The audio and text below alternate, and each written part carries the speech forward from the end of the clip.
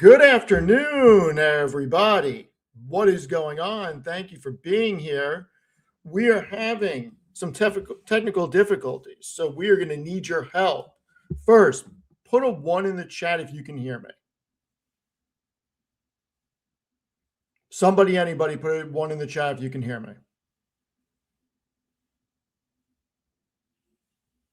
Okay, they can hear me. Matt, start talking. Cannot hear you, Matt.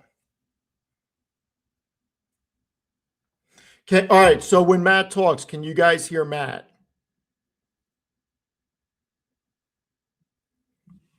All right, so Matt, it's not on my end.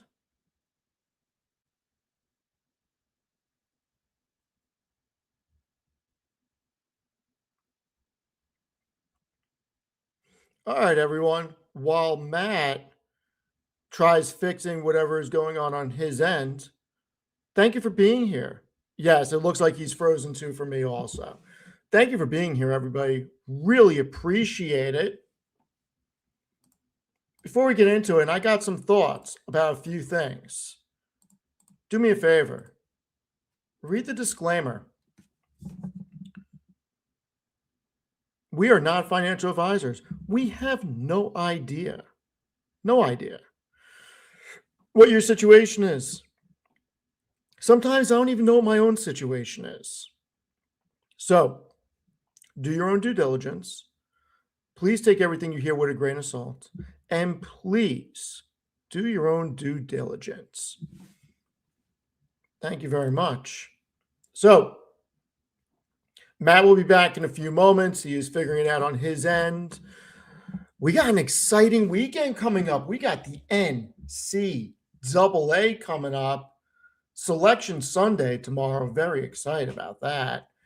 And I have a new company that I want to discuss, and I really wanted Maddie's opinion on it. There are several things I am looking at that I think could be interesting. We got a situation obviously exploding overseas. WTI closed on Friday at 97. It's up 50% year to date. Brent pushed 103. Strait of Hormuz, it's a choke point for 20% of the global oil and LNG, and it continues to remain disrupted, and it's causing fears across the market. Maddie will be coming back soon. Oh, Fool's Gold, thank you very much. Really appreciate it. Maybe we should start there while we wait for Matt. So I'm actually a little shocked how many people read this post and responded. I'm thinking about doing a follow-up. Steven. Maddie? Oh, so what did you do? What did you break? I restarted the computer. Or sometimes that's all you need to do. Yeah, it's pretty frustrating. Everything was working, and even in my Logitech thing that I have that kind of monitors the input gain and everything like that, that helps me tweak the sound, even that was registering. So I'm not exactly sure. I went through every possibility. So just hit reset and same settings as before. So I'm just glad we're here. Thank you, everybody from YouTube and Twitch that's watching, and then the people after the hours listening on Spotify and Apple Podcasts and everybody else. Appreciate you all for being here. Yes, absolutely. Absolutely. So Matt, the post that I was debating putting out is gaining a lot of traction. Why were you debating it, Steve? What? Why were you debating it?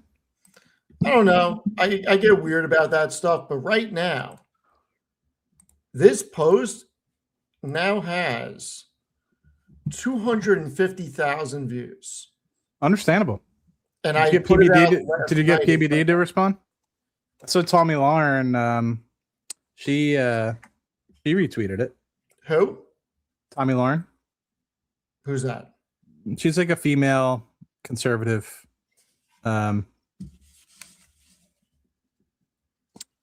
online person.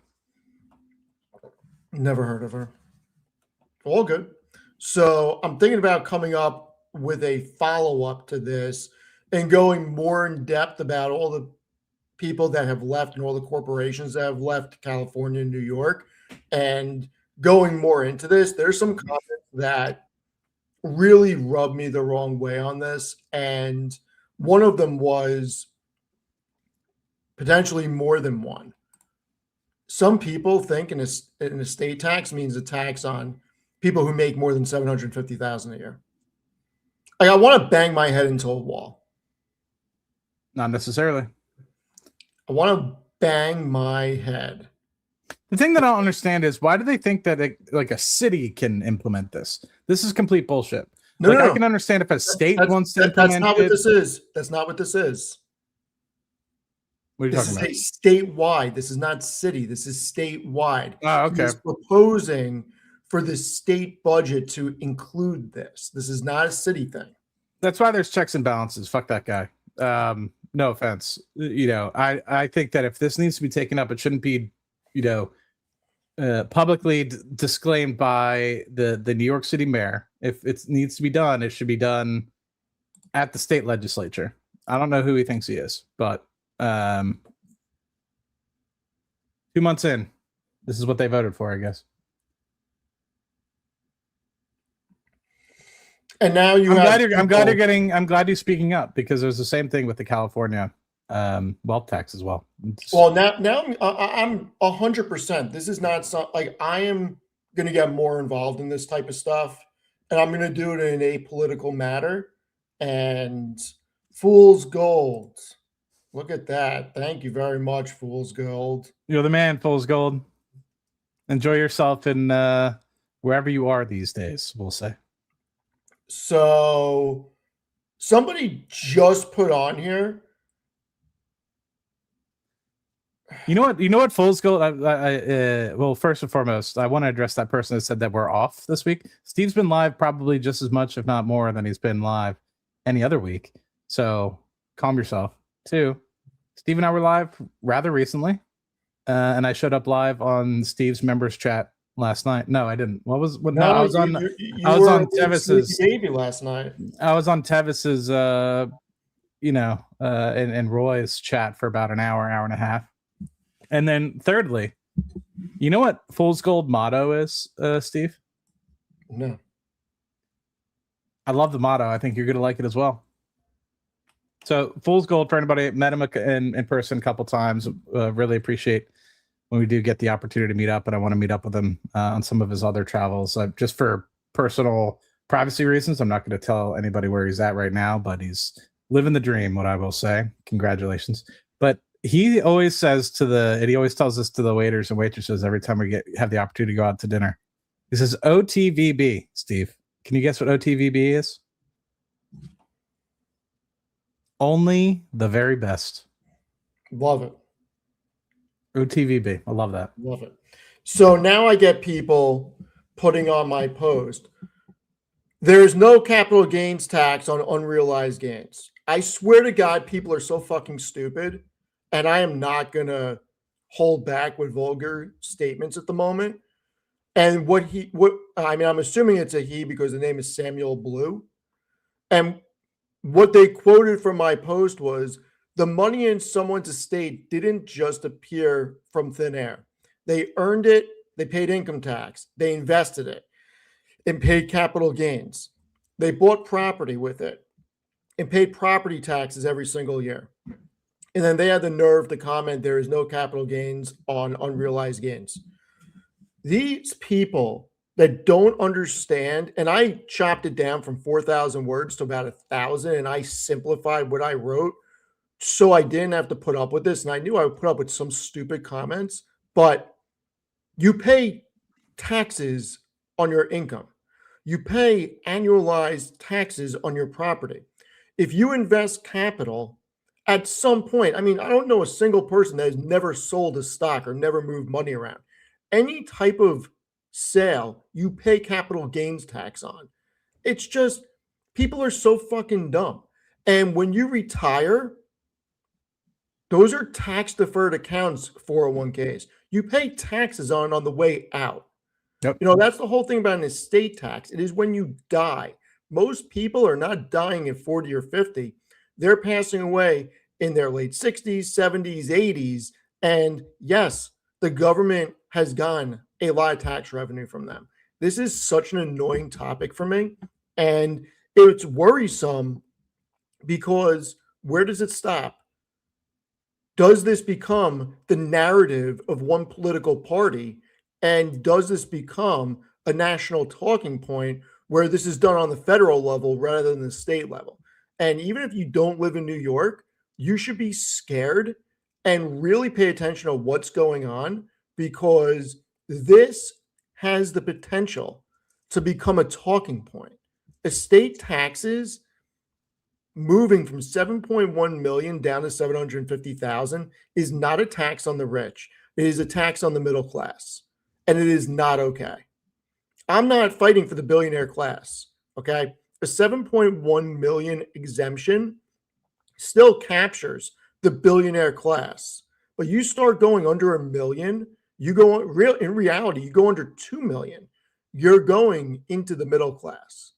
People who have not had No, the 100%. ability to 100%. hire lawyers and hire accountants and figure out estate planning and figure out all the loopholes. These are people that have followed every rule, paid every tax, provided for their families, and want to leave something to their children. It's not okay. I'm so sick of it. I mean, in this case, I don't have children, right? But if I did pass away today, and if this does get implemented in New York, they're literally stealing potential from my nieces and nephews, because that's who the money is going to right now, is my nieces and nephews and my sisters. And they're hardworking people. They're teachers, they're nurses, they're computer scientists, in the case of my brother-in-law.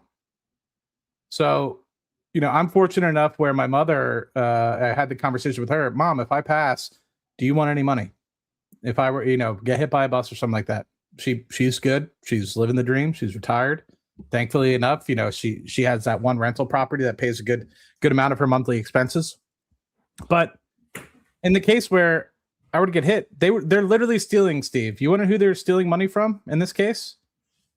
They're going to be stealing it from a 7 and an 8-year-old little girl, two of them, a newborn baby, because my one sister just had a newborn within the last 6 months. So the baby is less than 6 months old.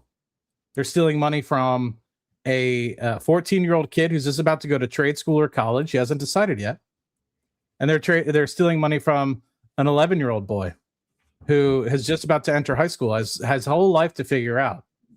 And that money would be spread amongst all of those people that are very intelligent and likely to build way more. And instead, they want to take that money, Steve, and they want to give it to an inefficient-led government that who knows where it's going to be. And trust me, I'm all for welfare, right? I get it. But I think that the welfare state within this country has been absolutely picked over, scavenged, and abused with corruption. So to me, I would much rather prefer that money goes to the people that I care about, that I know it's likely going to end up in better hands, than, let's just say, all of that money going instead, or half of that money instead, being split down the middle, so they only get half of it, and the other half goes to a government that has no idea what the hell they're doing or how to manage money, period. So, well, I think that's the big thing. This is all capital that's already been taxed in most cases. Not to mention, when you really think about it, the majority of people are not handed a trust fund. The majority of people are not handed a business. And the majority of people worked and saved to put a down payment on a house. All that money that they saved to put a down payment on a house or start a business was already taxed. And then if you're buying a house, that house is taxed every year. You're starting a business, you're paying business taxes every year. Why should that be taxed again? Like, it is, the whole tax system is so ridiculous. Not to mention, everything we purchase is taxed. All it is tax, tax, tax. what is it, 8% in New York? It's over.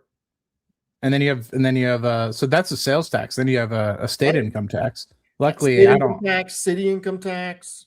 But Steve, I mean, I probably thinking about it. I mean, the properties that I own, I don't even know. Plus the income tax that I pay. I mean, I'm probably paying, with also the amount of money that I spend just for living as well as just traveling, etc. You have to think when you're traveling, at least in the United States, a third of that is not actually to the airlines. A third of that money is actually likely taxes that is going to the government. So it's actually pretty funny. If you look at an itemized receipt for flights and stuff like that, the plane flight is actually much cheaper. And that's why it's so much cheaper to fly outside of the US, is because if you don't have a USSA, there's so much less taxes. So anyway, that's just a different story for a different day. But it's complete BS. Well, look at the price of gas in California. It's because of taxes. It's not because of oil. $8 a gallon. Gas does not get to $8 a gallon because oil is at 70, 80, 90 a barrel. It's because of taxes. There's a reason why gas in some states is $2.50 a gallon, and then in California pushing $8. Yeah. No, I think that taxes should be how Florida's trying to do it and how Texas is trying to do it. Property tax, I get. I mean, I'm not 100% for it, but I mean, I get it. But I think the majority of taxes should be coming from the businesses that generate. And that way you have an incentive for those businesses to continue to generate and go up in value and build, rather than, and I think depreciation of those assets is still appropriate for them to get taxed, because if you're investing in the economy, you should be able to get tax breaks associated with it. So I don't know. I've always been against the death tax, and Jesus. Yeah, it's over 800,000, Steve. Is that what he's trying to get it to? 750. I mean, here's the reality of it. Okay, you own a family business. You own a dry cleaners. You own a pizzeria. You own whatever family business it is. Okay, and that is now going to be passed on. If that business is theoretically worth $1 million, you now have a freaking tax on it. If that business is worth $2 million, and that's not, and here's the big problem. A business in an estate that's worth $2 million is not $2 million worth of cash. That is a business that has a value of it. It may be generating 100,000 in profit or 200,000 in profit. So if you have to pay tax on 1.25 million of that at 50%, where are you coming up with that money? You got to take a loan, Steve. You got to take a loan. Or you're forced to sell or close it down. It's just, the whole thing is crazy. Whole thing is insane. Anyway. No, it's I mean, think about it this way. Like, say your parents, because a lot of the world only has money and wealth tied up in real estate. And you said this beautifully the other night, but I want to reiterate it. Is that, let's just say the home that your parents were able to buy for less than $500,000 20, 30 years ago, maybe even 40, 50 years ago, depending on, that has appreciated so much. Maybe it's worth now $2 million. So like Steve just noted, now you have to come up with a massive tax on $1.25 million. You're going to have to sell the fucking house. Maybe that was your only opportunity in this world, because as some people note, it's expensive entry costs to get into to New York these days, or even elsewhere in the world. And that might have been their only sense of wealth. So now you're going to have to sell the home that in which you grew up in, the home that your parents were hoping to pass down to you. The whole thing is sickening. And this is not a Democrat-Republican thing, okay? This is not. And I don't want this to turn into that, because there are many Democrats that do not believe in this. This is an ideology of punishing success, punishing people that do the right thing and make the hard decisions and don't go to the club and don't go to the bar and don't frivolously spend and save for the future. This is a war on common sense at this point. No, 100%. And one of the things that I want to tackle on, Steve, is you're seeing billionaires, many billionaires, leaving California. And what does that do? That means jobs are leaving California. That means other people are leaving California, because that means they're getting a notice. Hey, we're moving headquarters. So what does that mean? right? That means that all those people that were employed in California, maybe they'll have a local satellite office. But I just try to remember, because I work for a large company with a lot of supply chain management. A lot of those people, Steve, left and they went to Apple. They went to Microsoft. They went to Nike. Well, you're starting to see a lot of these billionaires that are creating some of these large technology companies move to Florida. So what is that going to do? It's going to take all the tax dollars with it, all the property tax, and maybe somebody moves in, maybe somebody doesn't. But I mean, you're getting all that money, high-paying jobs, high-paying revenue, moving to a different state. Is that really the frontier that we want to be putting on America? Or is that just a drag tax? Like, to me, what happened to innovation and hoping and idolizing engineers and people like the Elon Musk of the world instead of viewing them as the devil? It's astonishing to me. We're so much more happy to idolize a basketball player or a girl that does OnlyFans than somebody that's an engineer or a scientist that's actually pushing this country forward. Like, where's the collaboration with artificial intelligence? It goes back to like what Karp has always been talking about with what he talked about in the Technological Republic. Like, what is America coming to? Like, I understand it's in a maturing entity and a maturing country, but by no means are we supposed to be acting like it's on its last legs. Like, let's give ourselves some innovation. Let's give ourselves some hope. And instead, we're trying to drag the last tax dollar out of Americans. Instead of taxing more, let's figure out where we can make efficiencies, right? Like, I'm tired of this ever expanding total influx of revenue, but then the cost actually goes up as well. We haven't grown yes, there's inflation of the world, but we haven't grown from like 100 million to 350 million in the past decade, right? I mean, we're only growing at 1 or 2% per annum. So that should lay in line with inflation. But here our spending is just out of control.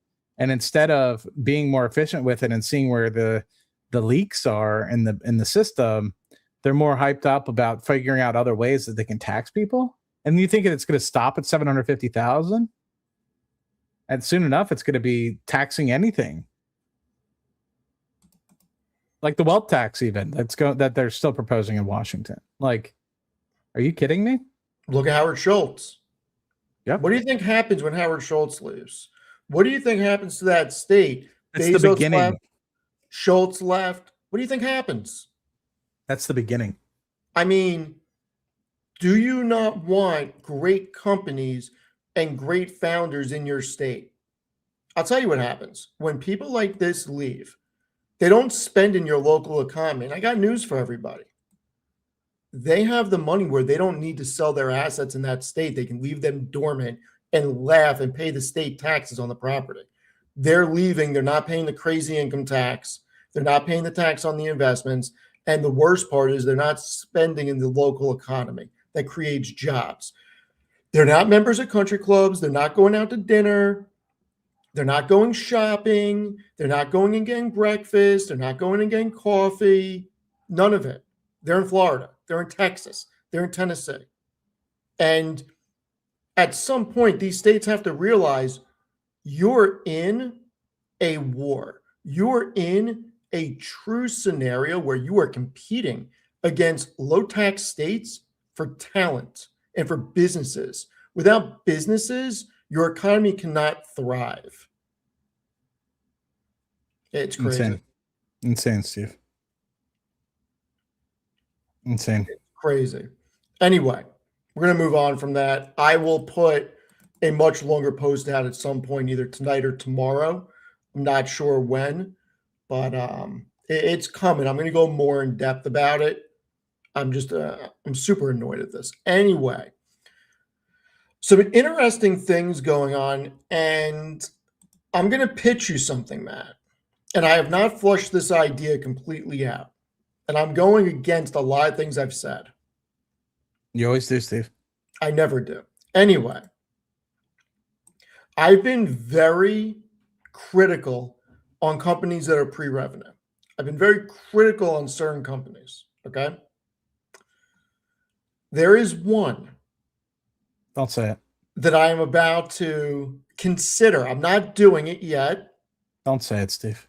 What am I not saying? No, continue. What company? What company? No, Tell me don't, what company. no. Keep going, Steve. Tell me what company. If you guess it, I'll buy you some. If you say next decade, I'm going to lose my shit, Not Steve. next decade. Okay. It's not next decade. I already know what your stance is. I'm not buttering you up to get you to talk about next decade. Anyway. Good, because I would have blown a gasket. Yeah, I know you would have. Trust me, I know you would have. Oh, we got a very important person texting that. We got the peanut gallery, Steve. Oh my God, the ultimate troll. The shadow government's becoming the ultimate troll. I need it in my life. I need something to keep me going. Look at the emoji that the I shadow saw it. I seen it, Steve. It's like every other time we go live. Unbelievable. Anyway, all right. So I'm flushing out an idea after doing all my due diligence on the hyperscalers and looking at how they're setting up power behind the grid and everything else. I cannot believe I'm about to say this, and I do not know everything I need to know at the moment to make an investment. Steve's talking out the idea, folks. Don't jump on it. Yeah, I'm flushing out the idea. Full disclosure, Tommy Dimes is correct. I do like JP Morgan Chase, but they might have some revenue. They may have some revenue. They may have some net income. I don't know. But gotta check it. There is a sector in the energy landscape that I've been very critical of. And Matt's going to blow a gasket when I tell him what I'm thinking about purchasing. And this is a straight gamble. This is not, at this point, I wouldn't even consider this a long-term investment. Even though I guess you can classify that as, this is a gamble because there's no guarantee this is going to work. I am thinking about making an investment in NuScale Power Corporation, SMR, for several reasons. One, it's down to $11.50. It is now a $4 billion company. It is so far off the highs that it's come back to, it's not at reality, but it's coming back to reality. Okay. And I started looking into down from what, Steve? Just to forgive everyone, because I don't know. Sure. Let's pull up a nice little charty chart of SMR. And I was thinking about writing an article about this and kind of flushing out my idea on Seeking Alpha. Is it because they're offering you a bonus, Steve? Well, you know, I was figuring out my I can't believe you said that. I was figuring out my thesis, but look at this. It was over 50. So from 4 billion, it's at, would you say $11? So multiply that by 5. Yeah, it went from like freaking to 20 billion. 22 billion down to 4 billion.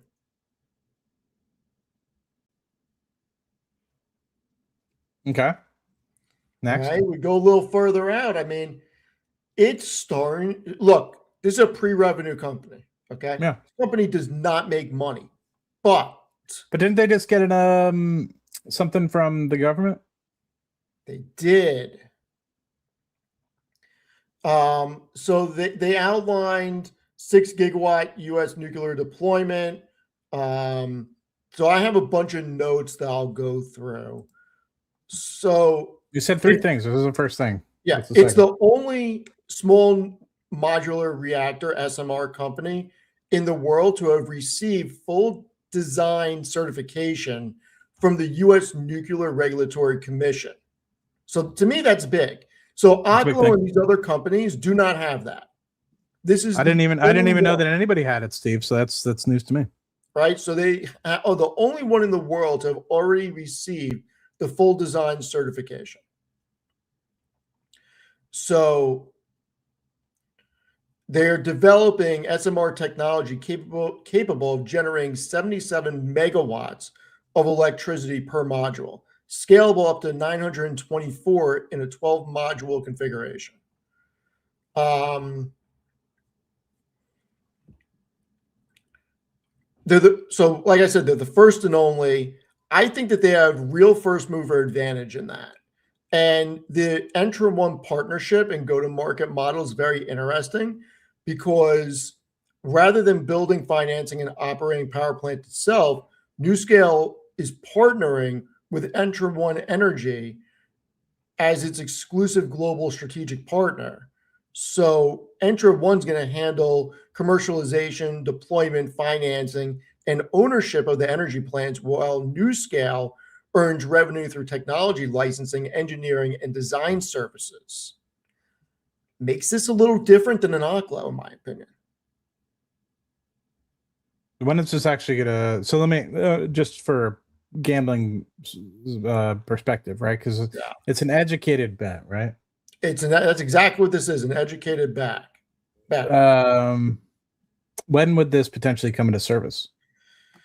Yeah, couple of years. So NuScale announced the partnership in October 2025 for the Japan framework. Let's see.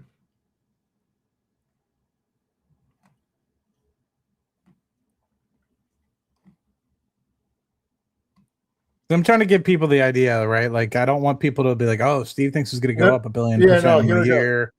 So you already read the disclaimer, right? Yeah, phase 1 is now through 2028, which is pre-commercial.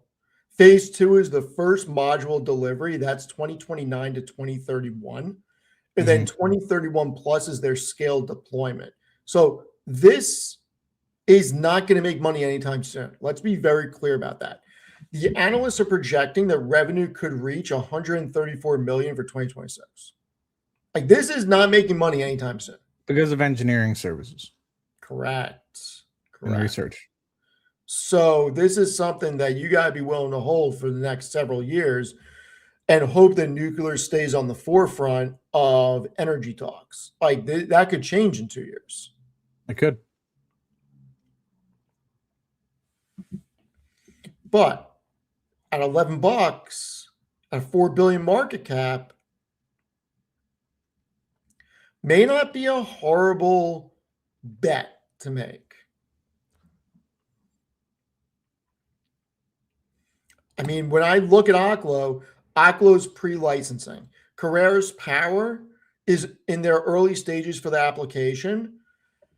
X Energy, GE, Hitachi are both under review. So they are so far ahead of the game, NuScale Power, that if you think that this is a sector that is going to do really well and get really big, NuScale may be the one. And it's down considerably. So it's down considerably. So let's talk about this realistically, right? I'm not trying to poo-poo on your idea. What do you think that the long-term market cap potential of some things could be, right? Because $4 billion pre-revenue, some people might view that as cheap. Some people. By the way, I just saw what you said, Matt. I just saw the emoji that you sent. The two of you are not nice. I'm just going to put that out there. The two of you are not nice. What did I say that wasn't nice? I mean, you're encouraging. I'm encouraging. Okay, that's not encouraging. Nice. So I guess my question is like, long term, do you view this as being like the next era energy, or that's a good question I was going to bring up as well. Like, how much cash do they have on hand? They just got this grant, but does that mean they have sufficient cash to last until 2029, or should be people expecting to be diluted by 50%? I have no idea. It's okay. That's fine. I'm not trying to I said. Look, the numbers are not good. Balance sheet. They have 836 million in cash and equivalents. Okay. They have no long-term debt. That's good.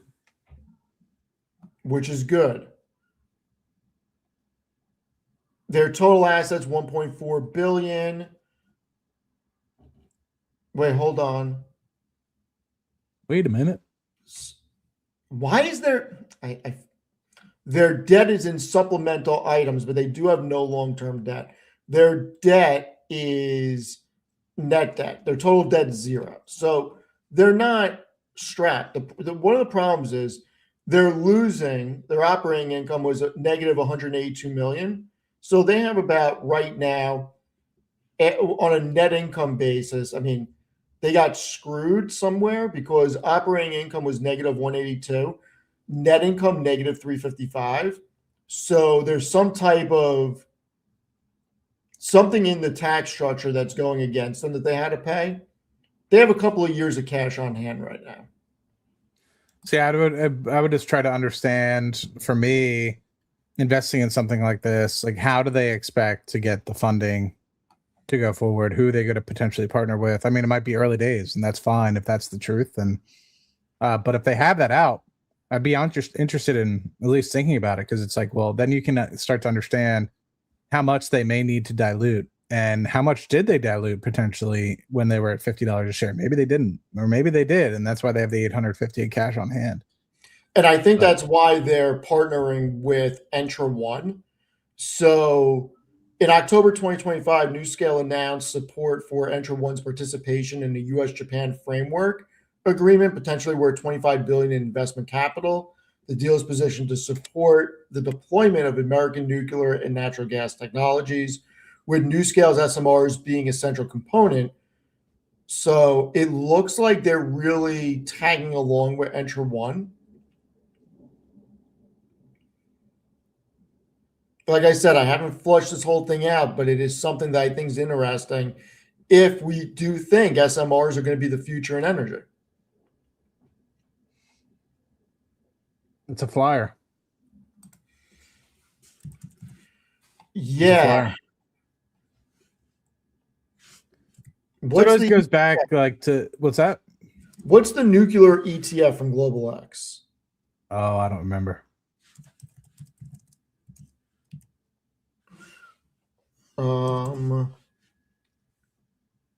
URA is their uranium one. What would you potentially look at investing in Terra Power then, Steve? Because that's a private company that's looking to go public, and that's Bill Gates's.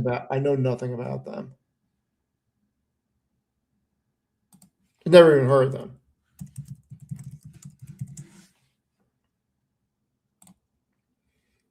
I want to see. Give me a freaking list. Somebody give me a list. I don't. All right, here we go. The VanEck, nuclear and uranium, and then range nuclear. Let's see if SMR is in any of these. So the VanEck, it is not in the top 10. I would have thought it would have been.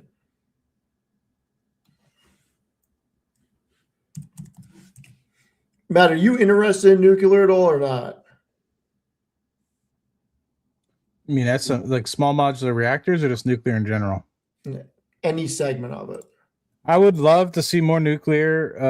I think that it was a huge disservice for nuclear to be brought out of the spotlight, but I understand with what happened in the 70s and 80s at 3 Mile Island, as well as Chernobyl, and then again in 2012 with Japan's Fukushima, I can understand why people gave it pause, because it obviously has, beyond specifically the plant effects, it also has local nearby impacts potentially.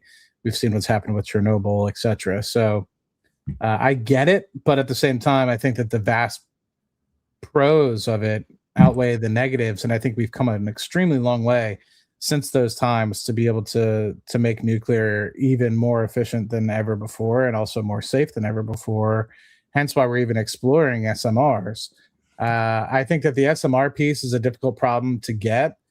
People say, well, that we can do it at an Army level and a nuclear submarine level, but that's utilizing like 60 to 90% enriched uranium. But for commercial, what the problem is that you're having is you don't have the opportunity when it comes to local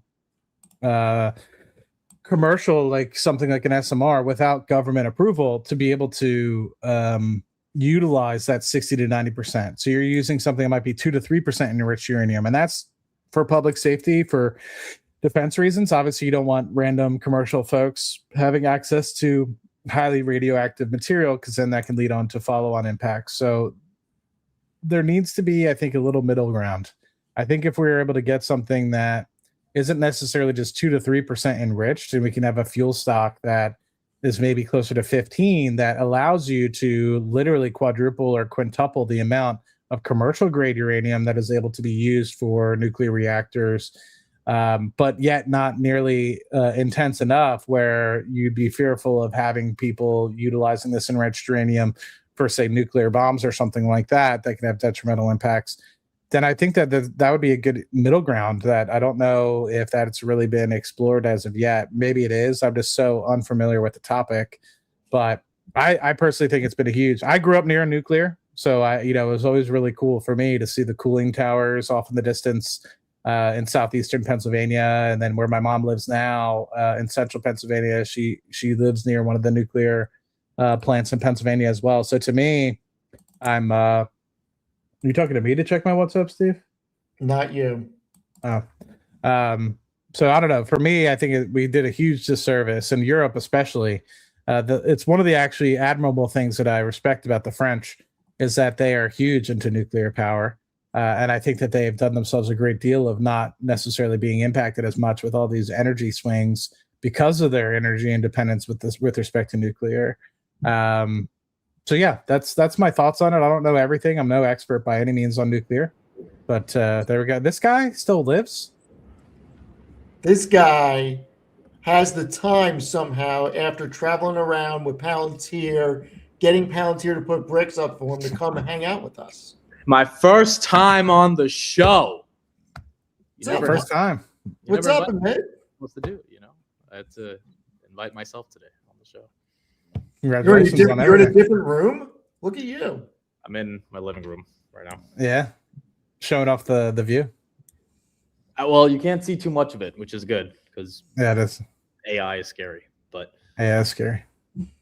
Yeah, no, I saw you guys live, and this is like the first Saturday where I was like, you know what? I can just chill and hop on with you guys. I missed a couple opens and closes. Everyone's upset. So I need to save face by coming on a Saturday. You're gonna have to do the close all of next week because I'm missing the close the whole week. Okay. Really? I think Sam's doing it too. Yeah. Congratulations! Congratulations! That means something great is happening, right? I think people don't understand is like people need to get over the fact that Amit is a very hardworking individual. He's not missing it just to go hang out with chicks, which he could easily do. He's doing it because he's actually, flying around and making deals and interviewing people that is hopefully going to help educate the world on a variety of different topics. It's such a cool landscape to be in right now with AI. Steve's trying to convince me to invest in money-losing nuclear companies. I'm just kidding, Steve. I hate missing the show too, but it's GTC. It's for a good reason. So it'll be. Steve, did you enjoy doing the open and close? Did you? Yeah. That was your first time actually doing it, right? Yeah, I'll do it Tuesday and Thursday next week, probably. Maybe some additional days. There's no earnings next week, which is good. So it's not too crowded with crazy stuff. Did you have fun down in where you were with Palantir? Yeah, it was fun. It was a good time. I put out the CARP interview today. We'll put out a bunch more. I watched it. Yeah, it was fun. It was given all the software re-ratings that's happening, I think that talking to the customers once again, and we have a customer with us all the time with Matt Money here, but it's nice to talk to different people and have them remind you how important Palantir is. And yeah. I think the reason Adobe, Salesforce, ServiceNow are not getting the bid is because once again, you don't have customers saying that this thing 10x'd my ROI, and it was like looking into the matrix when I finally figured out the ontology. Like when you hear that type of stuff, you remember why the market cares so much about Palantir. We were cold because it was outside. Unfortunately, it started snowing, but I saw that. Yeah. No. I haven't seen the whole interview yet. I've just seen the small clips. I need to watch the whole thing. I was at the cigar shop and then I ran home to hang out with Uncle Steven. So, do you have cigar lounges in Houston? Yeah. Okay. Next time I'm there, we got to do it. Yeah. So what do you think of Steve's nuclear deal? Yeah, I was listening to a little bit of it. So what's going on? Like, you're thinking of investing in a nuclear company, Steve? I'm thinking about making a gamble. Okay, I wouldn't even consider this an investment, like a straight gamble. Okay. If nuclear from small modular reactors is going to be the future or part of the energy mix in the future. Right now, we're seeing a re-rating on these companies, which I love. NuScale is down from about 54 down to 1150, and they're the only one that is already licensed. So when I look at You're talking about SMR? NuScale Power. Okay. So they've already been certified by the United States government. So the exact credential they have is that they are the only small modular reactor company in the world, not the US, but the world, to have received full design certification from the US Nuclear Regulatory Commission. So they are so far ahead of Oklo and everybody else that if this technology works out, this could be the one to really consider. And I think they're going to have a first mover advantage if they do. It looks like we're going to need this technology. It looks like data centers are not slowing down anytime soon, and we're going to need this in areas with data centers. They have a partnership with Entra One, and there's a couple of deals right now. There's a $25 billion US-Japan framework. There's the Romania RoPower project. There's the AI and data center demand. So there's a few in the works. There's a couple I can't pronounce, but I'm starting to warm up to this. I think it's more because of how much it's come down that I wouldn't mind taking a flyer on this. Now, I do think you have to hold it till 2030 to 2032. This isn't something that's a 6-month investment. Okay, but what inspired you to get into? I mean, like, this feels kind of random. It's very random. Yeah, it's like, how did this even come across your radar? Because I started thinking about what happens when you can't build pipelines where you need to build them. And I started thinking about how you get power places. And I think SMR is going to be a good play in the future of how you get power places with these small reactors. And it goes against what I've been saying. And I don't want to invest in unprofitable companies. But with how cheap this is, and if it goes lower, this may become something I just lock money up and forget about it for 5 to 10 years and see what happens. Well, if you're talking about 5 to 10 years, I don't hate the play because it's, if nuclear does have a renaissance, which it should, then, Oklo was at $6. Now it's at 60, right? But I mean, again, what if they're just not the winner in this whole space? They absolutely could fail. There's no question about it. That's why it's a gamble, like a straight gamble. From an investment standpoint, Reddit's the one I'm really looking at right now. This is a straight gamble. I think the thing that I'd be curious about is what do we think the actual long-term market cap of something like this could be? And would they be able to get the ownership? So, like, do they have the structure? I don't know the answer, right? I'm just asking and poking holes, right? Because when I invested in Rocket Lab, initially it was like, okay, this is a gamble. It's binary. It's either going to work or it's not. And even if you get more regular, who knows? I probably put like a 40% chance that it could work. This likely is eventually going to happen, but it's been something that's been explored since the 70s. These small modular reactors. I mean, nuclear obviously has been around for longer than that, but these small modular reactors have been something that people have been talking about for literally decades. Why is this time different? And if it is, then what's the potential market cap of that, and what dilution would you be expecting? And that's where I'd be like, okay, is it even worth? Let's just say if you think eventually that works out to be a 5x. It's like, well, why would you put your money in something like that when you can invest in something that's likely to be more guaranteed, which might be a 4 or 5x in, say, Amazon or Reddit, like you stated. That's the way, people are always asking, like, how do you do this? It's like, well, I don't know. I just look at the end goal. Like, where do I think it's going to, and I could always be wrong. Like with Rocket Lab, I was wrong. But that's where I would start and try to understand and I know you're just starting, Steve, so I'm not trying to poo-poo it, like I said. But like, if we think it's only going to get to a $20 billion market cap again, or $30 billion market cap, then and it gets diluted by 50%, then you might be only looking at a 4 or 5x. Yeah, I just in this market environment, if it's a gamble, it's a gamble, right? But as an investment, I don't know if SMR is investable right now. But what you just said is the exact reason why I'm looking at it. In Yes. this market environment, like I am looking for stuff that is dog shit as a gamble that has a potential. But wouldn't you want to look for quality that's being treated like dog shit? I'm past that stage. Oh, Well, no, he's putting on an act right now. No, you're not, bro. I am no, for a straight gamble. Like I'm looking for something for like lotto ticket type thing. This is a lotto ticket. There's a lot of companies that I can invest in. But Steve, that I am realistic, investing. you're gonna put $1,000 in this. Like, this is not even worth.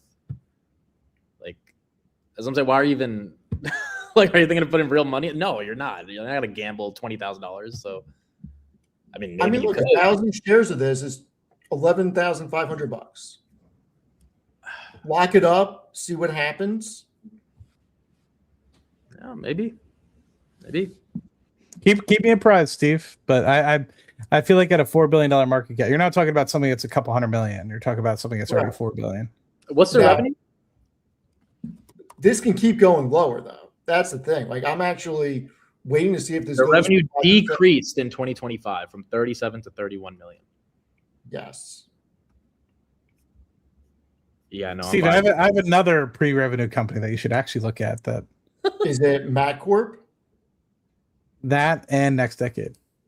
Next Decade. I'd rather buy Next Decade over SMR any day of the week.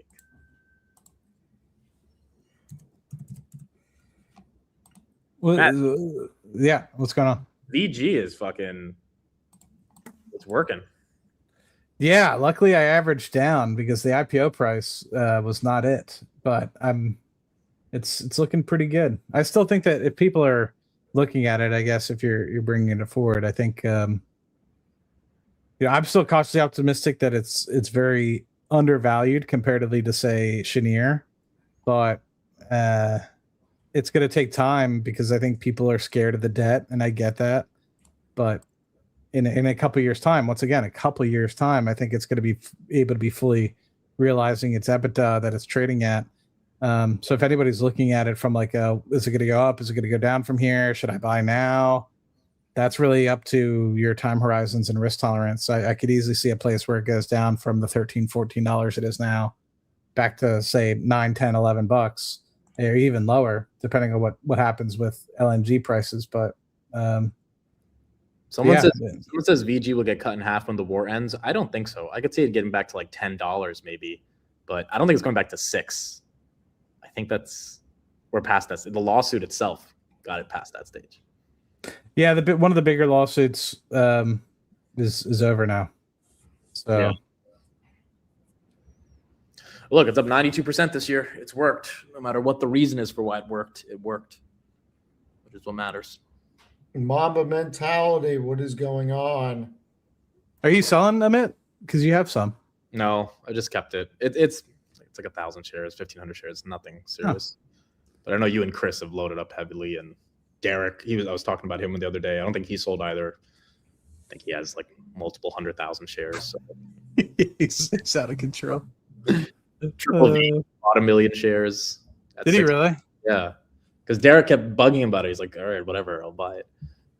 So, but I think this environment. So I wanted to get your thoughts on both you guys on the oil situation. I know we've talked about it so in depth, but do we think? I was surprised listening to Olin Pod this morning, and how good was it? It was good, but the thing that caught my attention is David Sachs was like, "Let's get rid of this. Let's stop. Let's find an off ramp." And that was him going against the administration, right? Essentially, by saying, "Let's get out of here." Do you guys think it's time to just call a win, even if it's not really a win, and get the hell out? Or could this risk things getting really bad really soon? Problem is, we don't know what the hell the information is that made them go in. Agreed. It's so, and I love All In. It's one of the two things I religiously watch every week. And unfortunately, nobody has the information that they had that they acted on, and it's not public. So We don't know why they went in. It's very hard. Yeah, I think everybody wishes there was an off ramp we could take right now. The loss of human life is horrible, but Yeah. we just don't know what the information was to make this happen. I don't know. The more I think about it, it makes me wonder if it really is just a play on China. 100%. And maybe I shouldn't because it's talking about politics and I shouldn't. But I mean, you look at what the one underlying thing with Venezuela was, and that was 80% of the exports that were coming out of Venezuela were going to China. And then same thing now with Iran, the majority of the exports for oil are going to China.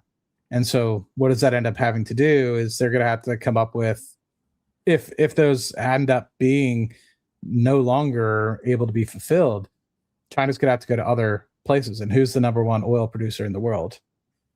Is the United States, and then Russia. And then, I mean, Trump's going to Beijing for 3 days at the end of next month or at the end of this month. Yeah.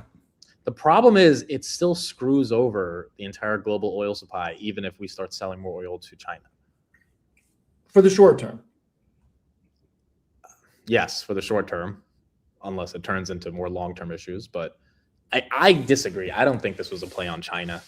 I think there was the way they went in was so abrupt. It doesn't feel like they had this master plan of we're going to stranglehold China. It really doesn't. But think about it. It gives them leverage going in and negotiating. This can be a ace in the hole that will end this and you'll go back to your normal supply of importing energy. Yeah, but it also gives China leverage to be like, oh, if the U.S. can just go invade other countries, why can't we go to Taiwan? And that's a fair point, and they could absolutely say that. But then it's you're going to war with the U.S. Do you want to do that? Yes or no? Like, do you just want humanity to end? Yes or no? I don't get what the point of this was, because oil was super low. We were winning. The United States was energy dominant. Like, we already had our beef with China in 2025 with tariffs.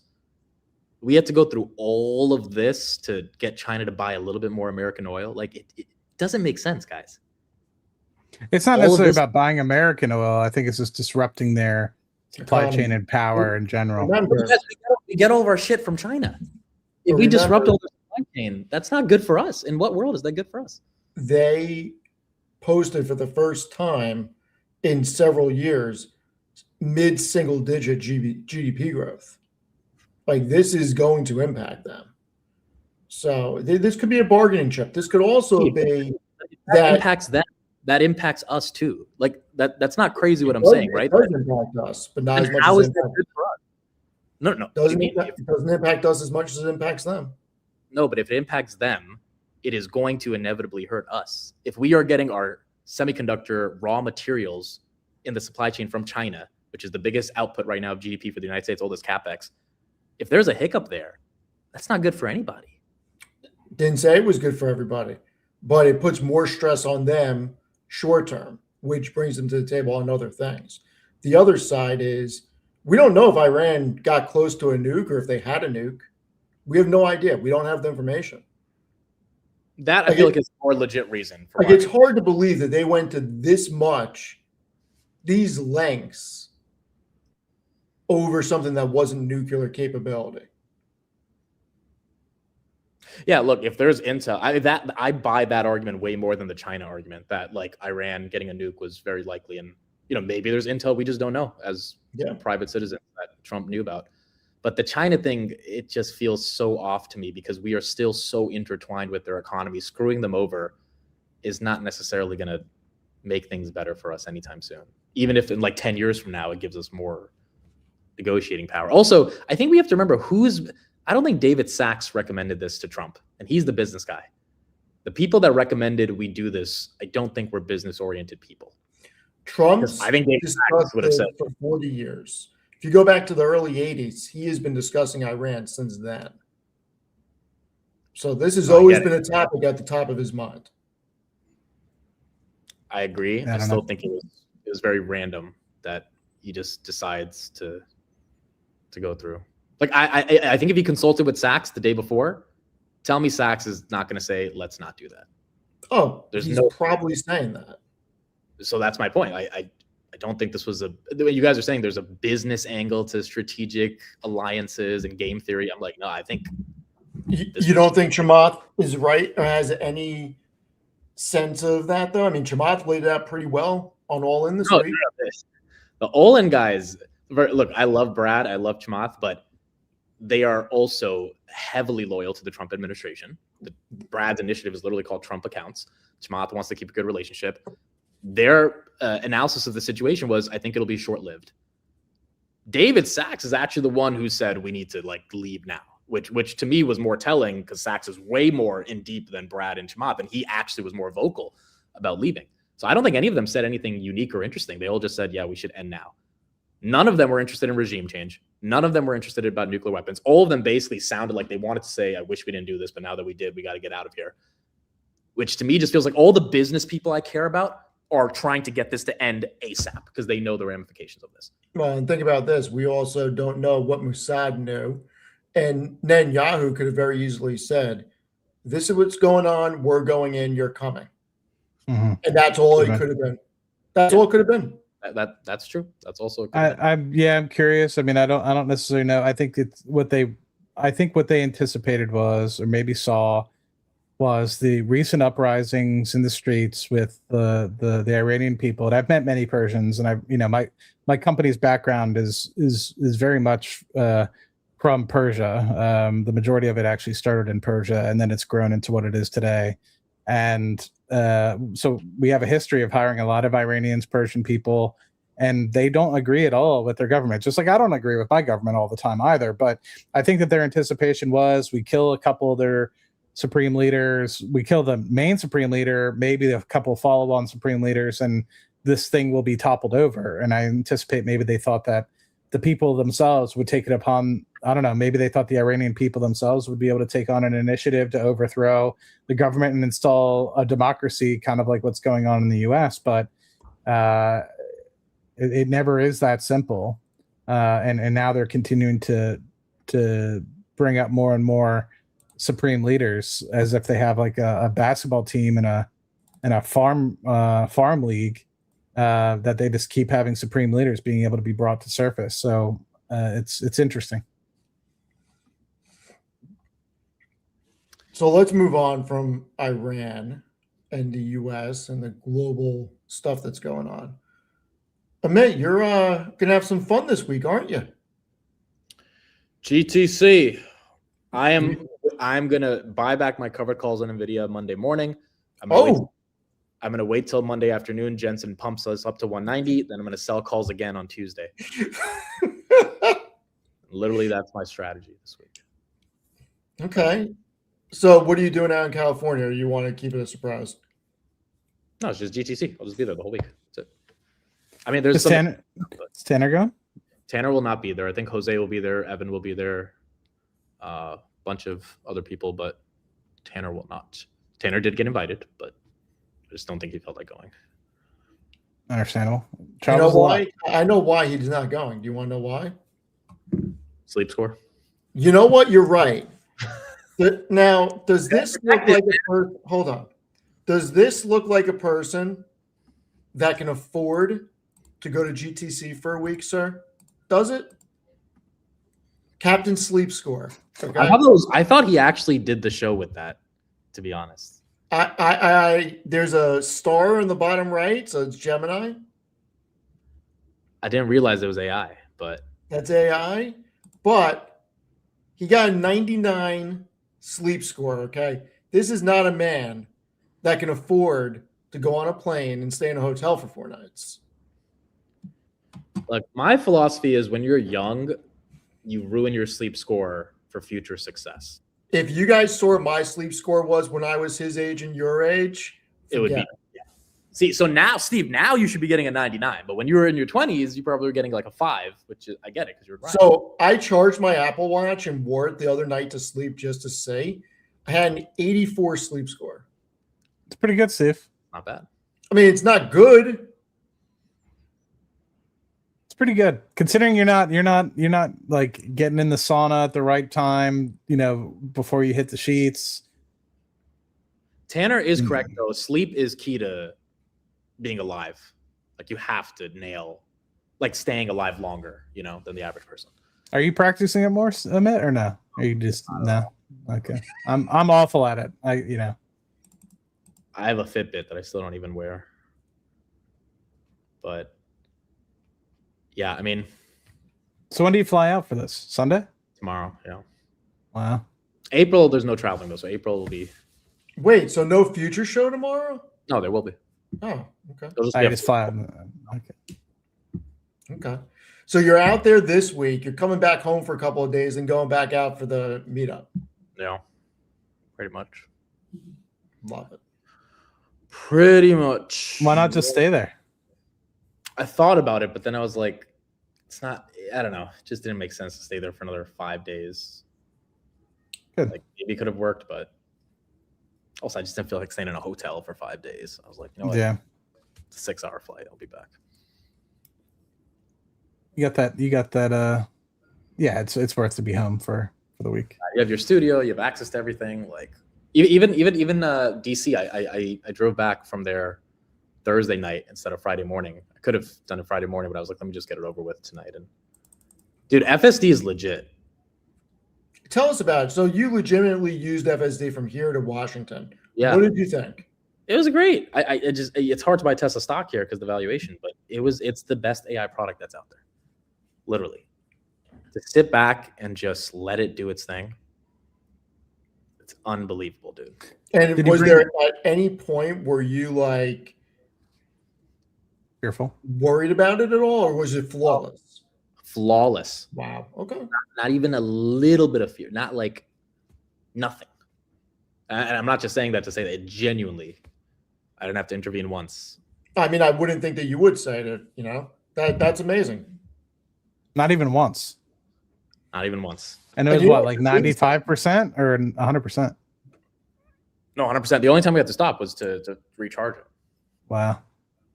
Like I was surprised by how freaking good it was. How long did it take you to recharge it when you stopped? So it depends on the charging station. Some of them have better connectivity to the grid. Mine's like 25 minutes. Some of them are like 40 minutes. And that's at what, 100 at 80 kilowatt hour? 80? Yeah. Around 80 kilowatts. But I wonder if it can still drive without FSD. So I still know how to drive, but it is yeah, but the self-driving thing is real. It's going to happen. And Jensen's, working with Mercedes to show off their self-driving. Like, I think everyone realizes it is one of the biggest TAMs that's out there. And is that the one that's with Mercedes? Is that going to be part of what Palantir is helping work on? I don't know. I hope. My initial thought when they displayed that at what is it? What is it? It's not ECS. What is whatever that conference was? Yeah. Thank you. CES. It was. My immediate thought was Palantir helping them work on this. There's just a lot of data coming in, right? I mean, it's just I'm not saying Nvidia is not capable, but I mean their specialty is really the design of a lot of these conductors, and now they're getting into the software space. It just seems interesting. So we have 2 months left. Steve, you can share my screen until this is officially over.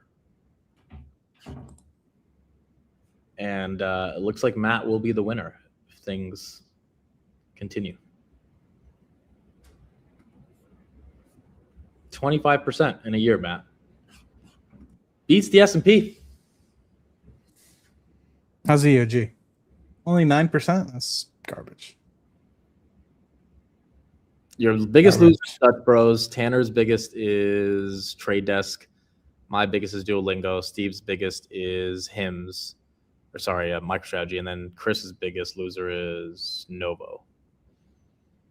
Your biggest loser is 33%, which is nothing compared to the rest of ours. That's the bros. Yeah, I'm buying more. I've been buying more bros.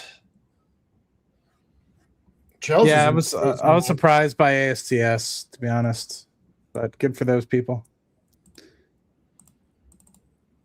Yeah, I mean, and the SpaceX IPO in June should only help the space names, I would imagine. Is it definitely IPOing in June? yeah, they got to get this puppy out the door now. They're not going to have this opportunity again.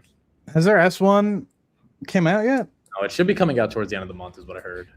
And then I know, speaking of other companies IPOing, I've heard Kraken is really getting after it. So anybody that's listening that's interested in the crypto space, that's been one that I've been contemplating putting money into the private markets, but still at a $10 billion valuation with the current environment. I don't know. I'll probably wait for it to go public. And if it drops, then I might get in, but it was valued at 20 billion just last year, and then now they're going and trying to get money for 10 billion, 11 billion, something like that. So it dropped by 50% because of the current environment in crypto. Yeah, I feel like all the crypto names. I mean, Robinhood didn't have the best February metrics. Like, I don't know, if crypto keeps not doing well, these could get to really juicy prices, all these crypto-related assets by the end of the year. I bought more BMNR Well, on Friday? last week. That's Steve. Under 20, I think like 1850 or 1950, something like that. Steve's the myth, the legend.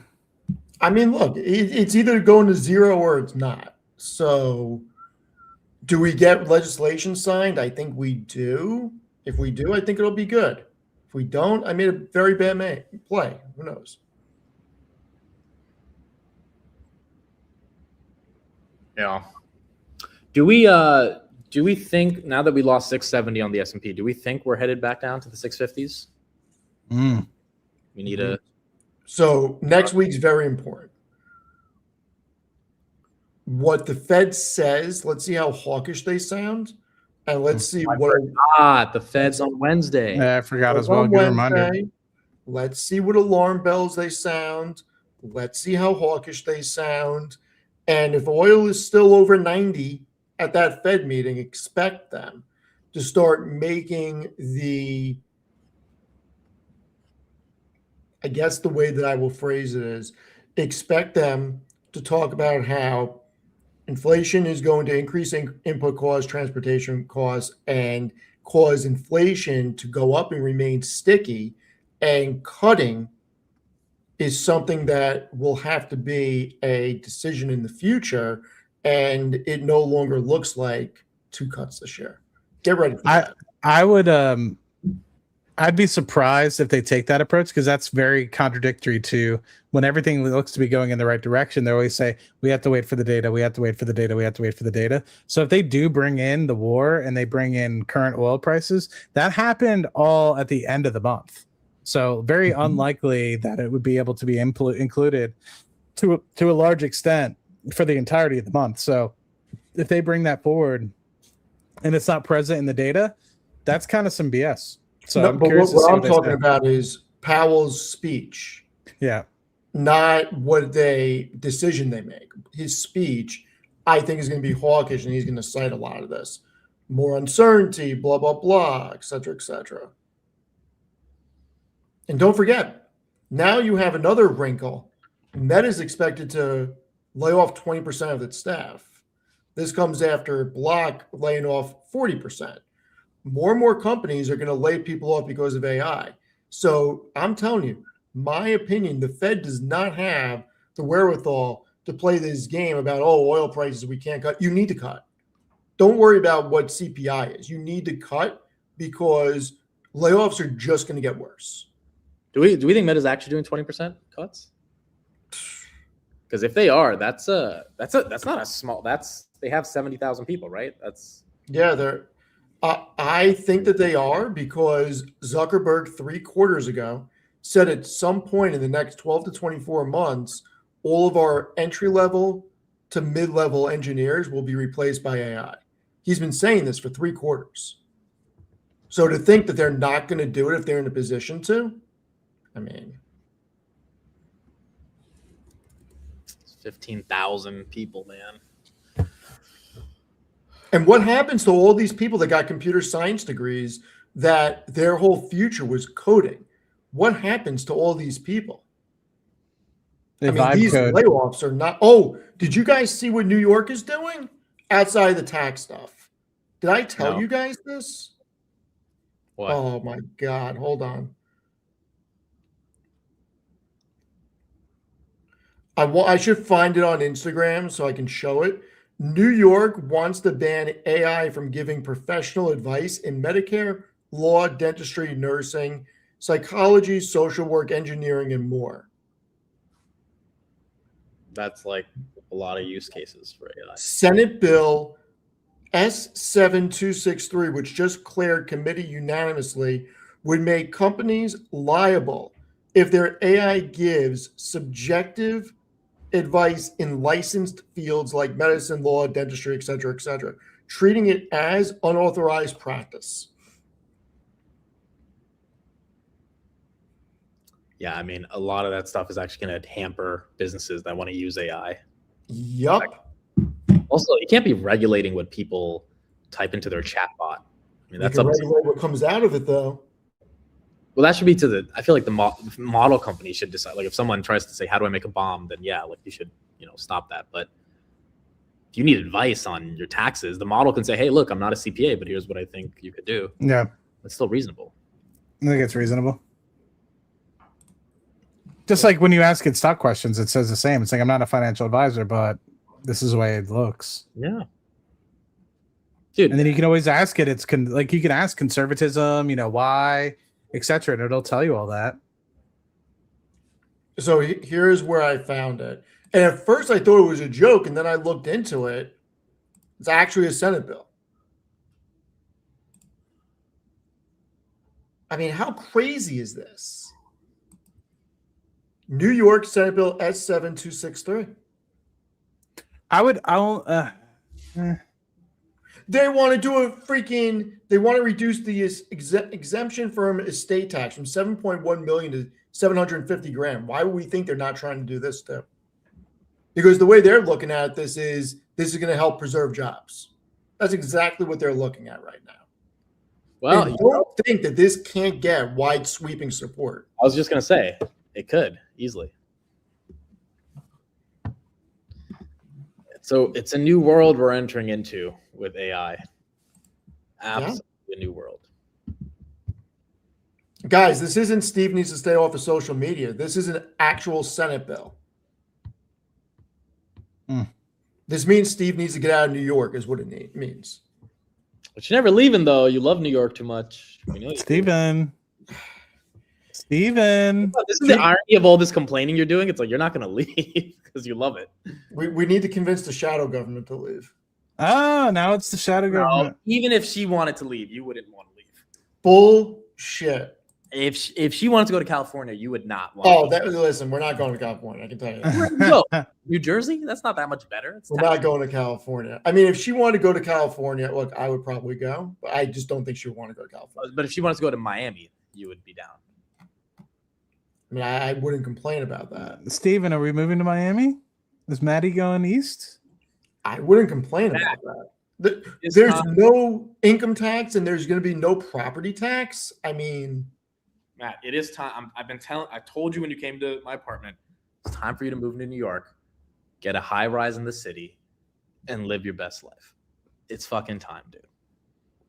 It will cost money, but you can afford it. If I had double the money, I would. You don't have to get the most expensive high rise. With your net worth, you can still live very. But I would just get it. I would just get a nice apartment. I would have rented. I probably wouldn't buy it. Yeah, dude, your Rocket Lab covered call premiums will cover the rent times 5 every month. Like you're gonna be good. Steve, is this true? It's time to get out of Houston, bro. It's time to get. It is time for you to get out of Houston. New York. 100%. Amit, the post that I made last night is now at 326,000 views. I told you to post it last night. I did. I posted at like 10 p.m. It's blowing up. When I read it, I had a feeling that it's going to do well regardless of waiting for like the morning or something. A lot of people are pissed off about and I made it a lot shorter. I'm probably going to do a follow-up one and go more in depth. I'm looking at it right now. I mean, when are you going to get a nice high rise in New York? Yeah. Well, did we lose I you? like being in a high rise in New Jersey. Did you? No, I think you're good. You're You're back coming now. in and out. You're good. I said I like being in New Jersey because Admit could last probably time do you that. look at New York. There you go. let me get my charger. Fine. Let me just get my charger. I think that's fine. Maybe that's why. I think Michelle's getting mad at us right now. Don't tell Maggie to leave. I mean, We are trying to steal your bestie, Michelle. Some point. JZ1. Will solar make a comeback for data center energy? Enphase energy looks interesting. Also, it may be a play if Democrats win midterms. I'll defer to Matt on that. He's been talking about Enphase a little bit. Yeah. So I mean, the Enphase is actually doing something that I wanted it to do several years back, which is get into more commercial-based solar. And I was always trying to understand why they weren't going into that market. They were so hyper focused on the residential market. So I'm very curious to see what their business model looks like once they start venturing into commercial. But I think if oil prices persist, and a prime statistic here is in 2025, we actually saw less solar installations in the United States than we did in 2024. So I think in 2024, we installed about 50 gigawatts. In last year, we installed like 42 gigawatts or something like that. So it's down by about a factor of almost 20%. I think it was like 18% or so. So in that respect, it's surprising because I was expecting it to go up, but I think that could have been supplemented by the fact that oil prices were lower in 2025 than they were in 2024. Not by much, but enough where, it takes 18 months, 24 months to start getting some of these projects due to the fact you have to get them approved, permitting, etc. So a lot of these projects that came in 2024 were probably sanctioned in 2022. Oil prices were above $85, $90 a barrel back then, and even peaked out at over $100 a barrel. And so I wouldn't be surprised if you have a flux of people, if oil persists, and this persists in, say, to the summer where oil remains elevated above $90 a barrel, that you might have an influx of increased projects. And as that happens, you have inflation in any industry. Oil industry, you'll have inflation as well, just because you have more mom and pops that were sitting on land that it might have been fringe land. Now they can get much more value for it. So that, and I'm sure you'll see some solar projects coming through as well. So I'm curious to see if solar companies end up catching some sort of bid because of this. But I would be cautious not to invest. I think solar is established enough now. I wouldn't be chasing the dream solar companies like many people were doing in the early 2010s to late 2020s. I think there's enough established solar companies now where just find the right ones and be able to hopefully catch a good reward. Mid, what do you think about solar right now? The Clorox statement fucking sent me. I don't know if solar's like, I think we need all types of energy right now, but again, I don't know if this administration is going to be nice to it. Now, as gas prices go up, oil prices go up, I guess obviously people start thinking about it again. But I feel like for solar to get mainstream adoption, it can't be this residential Enphase microinverter type of piece. It has to be institutional. It has to be, Oracle saying we're going to contract 400 megawatts of of solar for a data center in Texas. And I just haven't heard a lot of those headlines. I actually think it's a really good spot for insurance companies to put money. Meaning, like, if people need funding for these projects, then insurance companies could provide it in almost like a mezzanine loan. They would be able to come up with the upfront capital because they always are investing float, right? And that's why a lot of some of these insurance companies invest in like the large multifamily properties because they're able to buy them for, say, $50 to $100 million, maybe even above $150, $200 million in some cases, depending how big. And they can just park the money there and then capture their 2 to 3%, which is allowing them to then get their annual return coupled with paying out any sort of premium. So, yeah. Yeah, I think that's fair. I think that So is Matt, fair. Dutch Bros, how Steven. big do you think they're going to get? Because I've been thinking about something with them. maybe they do the Starbucks model, and if they get big enough with all the damn gift cards, they're able to basically front load the way insurance companies do. Why are you smiling? You thought about this with taking the deposits, generating interest, because you're basically just prepaying for coffee that you haven't drank yet and generating interest on your other people's money. It's actually a suggestion that I gave to our corporate, which is if you have we have a phenomenal app like that. Starbucks, like you stated, is almost like its own bank where Yes, you can preload, right? Preload gift cards and send them to people. And I had the same sort of thought for our corporate to get additional float, because as long as you have the money there, but then at the same time, if you're able to then keep that money, you're able to get 2, 3, 4, 5%, depending on what banks you're using, money markets, etc.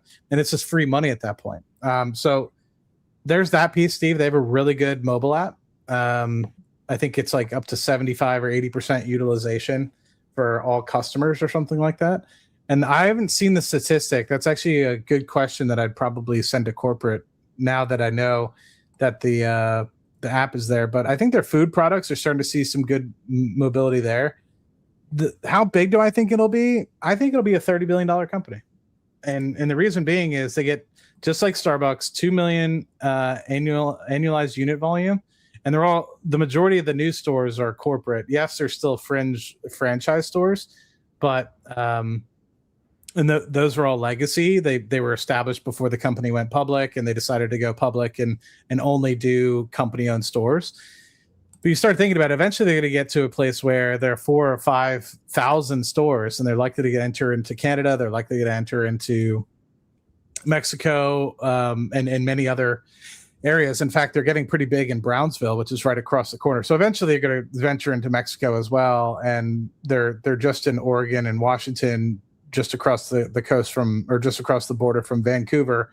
And they're moving into the East Coast at this point. So they're in Florida, South Carolina, North Carolina. Before, when we were talking about this, they hadn't even entered Oklahoma yet, and in Tennessee. And now they're starting to enter very much so into the Midwest and the East Coast now. So lots of opportunity going forward. And they have a tailwind associated with that, because on the East Coast, there's not as much minimum wage regulations as there is on the West Coast. And so they've actually seen a lot of tailwinds associated with that as they moved into Texas and the East Coast, due to that reason. Because you think about it, West Coast, you have to pay a minimum of like $20-something an hour at this point.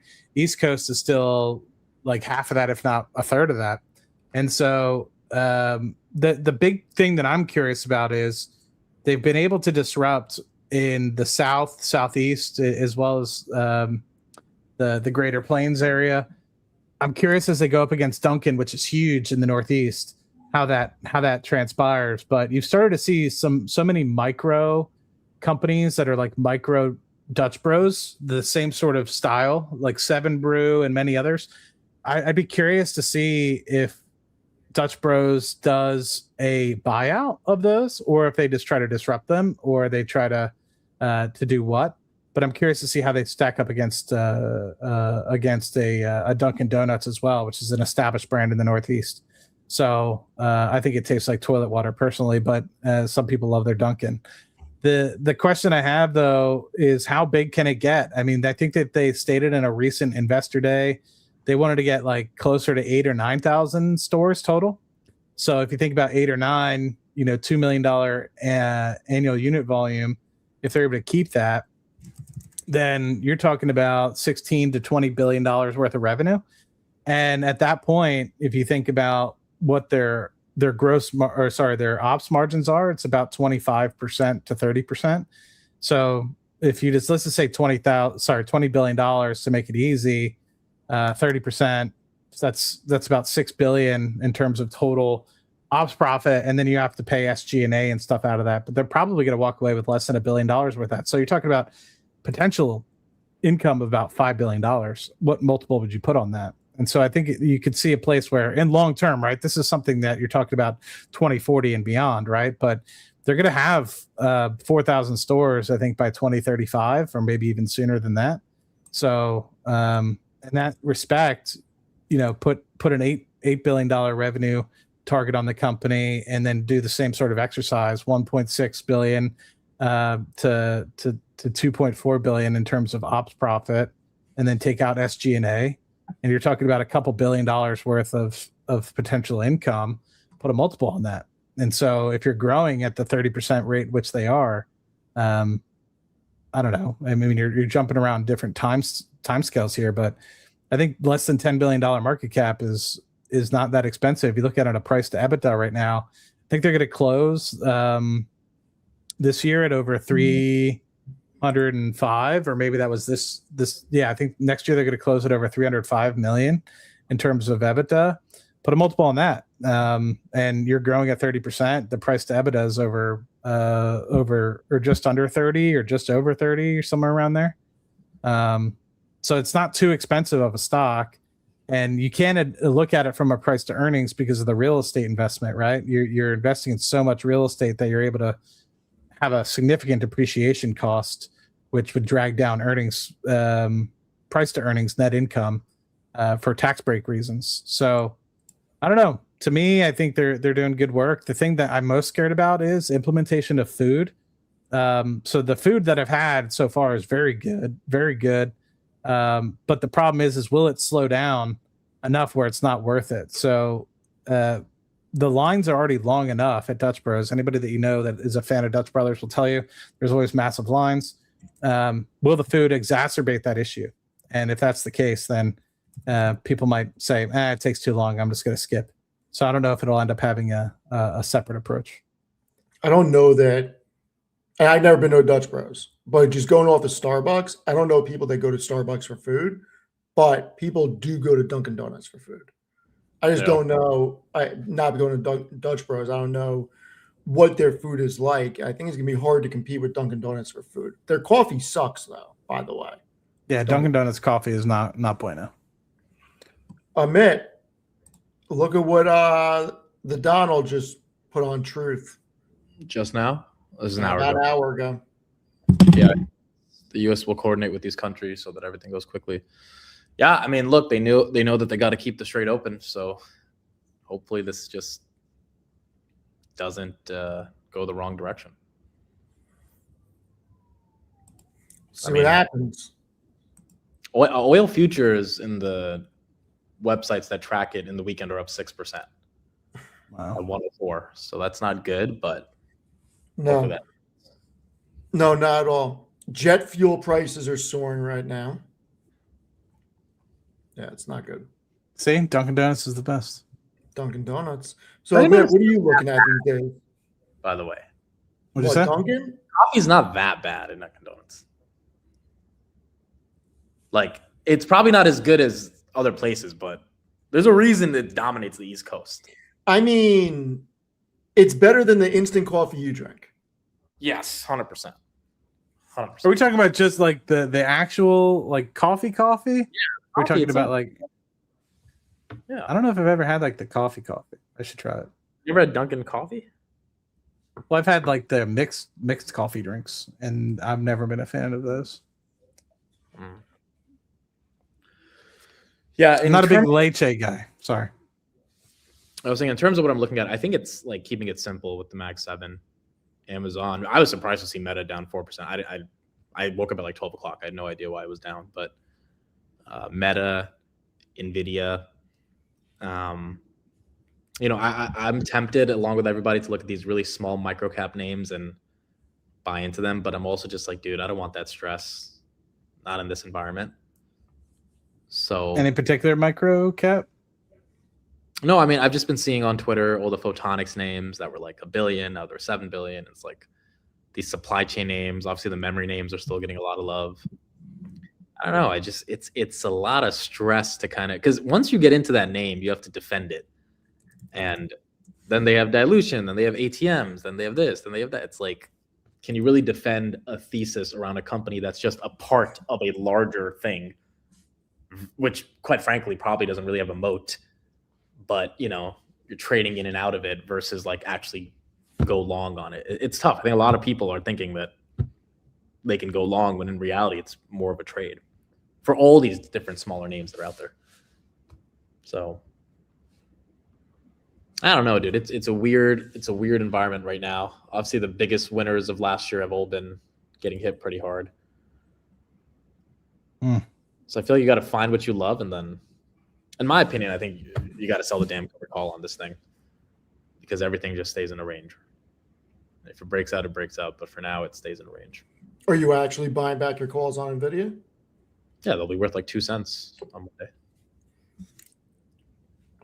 What do you have open right now? 185s. 185 is what date? Monday, expiring Monday. Oh, I thought you had long dated for some No. I've been doing it. I bought those back a long time ago, back in November when Nvidia crashed to 170. Gotcha. Oh, yes. And so now it's literally 185s, bro. You're living on the edge, man. Yeah, and I thought it was going to get called away on Friday. I would have to do some creative rolling because it was at 184.70 when I woke up. And then I fell back asleep. I woke up, it's 180. I'm like, okay. I don't got to worry about it. My guy trying to get that premium. Dude, it's good premium too. He's trying to find that real estate deal he can put money into. No, like it's legit premium every week. And I'm like, okay, this is really helping with the blow this year. And every time I think it gets called away, Nvidia just stays stuck. And if it goes up, it's like, okay, do we really think Nvidia's going to break out to 200? No. Can we talk about that, please? Nvidia being stuck. What do we realistically think needs to happen for this to actually make new all-time highs? I don't think anything can happen for it to break all-time highs unless the macro changes, which is why I continue to believe selling the call on Nvidia it's the best premium out of all the Max 7. And it's not going to 200 when oil's at 100. There's no way. It's not happening. I think you're right. I think the theory around Mag 7 debt needs to, or like the fear around Mag 7 debt needs to change. Yeah, the Mag 7 are not in a good spot in terms of public perception. And look, I'm surprised Nvidia is not at 150, just given how bad like the sentiment is. But don't let Tannor catch you saying that. Theoretically, Nvidia should be 220. Like if all else was normal, Nvidia should be, reasonably. So I think the 180 is the 150 because Nvidia's earnings were so good that it should be 220. But the street's letting it relax at 180. But that just means that, the premiums are really good to capture while it's down here. And if it breaks out, I'm like, is it going to stay? Like, let's say it breaks out to 190 after GTC. Then Trump says something on Tuesday. Like, it's not going to stay at 190. Unless Jensen announces we have 800 billion of revenue that we see in 5 quarters. Like unless he says something like that, it's stuck. Tanner's not going to get a 99 sleep score tonight. I can tell you that much. So I'm looking at the option market right now. So I was forced to roll. So I have 200s for August. Steven. And I don't even know if they're worth buying back at this point. Dude, you should buy them back. Take whatever loss. You're not on a loss, I imagine. You're still probably up on them because it's pulled back. And you should be writing the weeklies, in my opinion. I mean, I'd have to buy them back for $1,400 a contract. You can make a lot of that back quickly. Yeah. Did they get away from you that badly, Steve? I mean, we were buying Nvidia when it was down to $90, remember? So I started writing them again when Nvidia got to like 125, 130. And then remember, Nvidia went from 140 to 190 in like a month. But those 200s, are you down on them? I know you have to pay $1,400 to buy it back, but are you net negative or are you up? I would have to go through the transactions and figure it out. I have no idea. No, but it's just tell you right there, like how much percentage you're up or down on them. Yeah, but that doesn't account for what I previously owned and had a roll, et cetera, et cetera. I mean, yes, it does based on that last transaction, but it's not a one-off transaction. So I'd have to figure it out. Yeah, I think that's fair. I do think though, like if you have a sizable stake in any stock, whether it's Rocket Lab that's been stuck in a range or Hood that's been stuck between 70 and 80 or Nvidia, like the only way to make money right now is to write the covered call. Otherwise, you're. And I am printing on Rocket Lab right now. Yeah, I would imagine. That's what I'm saying. Move to New York, like you're good. Yeah, you can pay for your New York apartment the monthly fees just from your monthly cover calls. Just saying. Yeah, I wouldn't suggest moving here though. Move to freaking Jersey. yes, I said move to Jersey and just Don't deal with this estate tax bullshit. I'll move to Sandy Hook and look downtown across the water. looks in Jersey. I thought it was. I was in Connecticut, right? Connecticut. No, it's in New Hampshire. Where the hell is Sandy Hook? Pretty sure it's Connecticut. Connecticut. There is a Sandy Hook that's right across the water from. Yeah, look, the thing is right now, either you're trading, like you buy low, sell high within the week, you make some money that way. Most people don't have the time to do that or the patience. Or you already have a sizable stake, you buy every 2 weeks when you get paid, and then you want to yield some extra, premium off of it.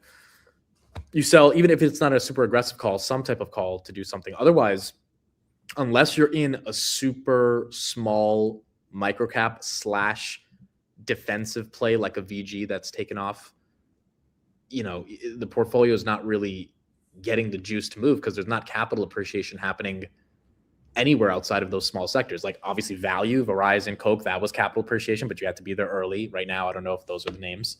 The Max 7 have done nothing. All our growth stocks, Palantir, Rocket Lab, Hood, SoFi, they're down. Palantir's, I think, been holding up the best. SAS has been a disaster. Like, even if you go dumpster diving, like Steve had a good sell on ServiceNow.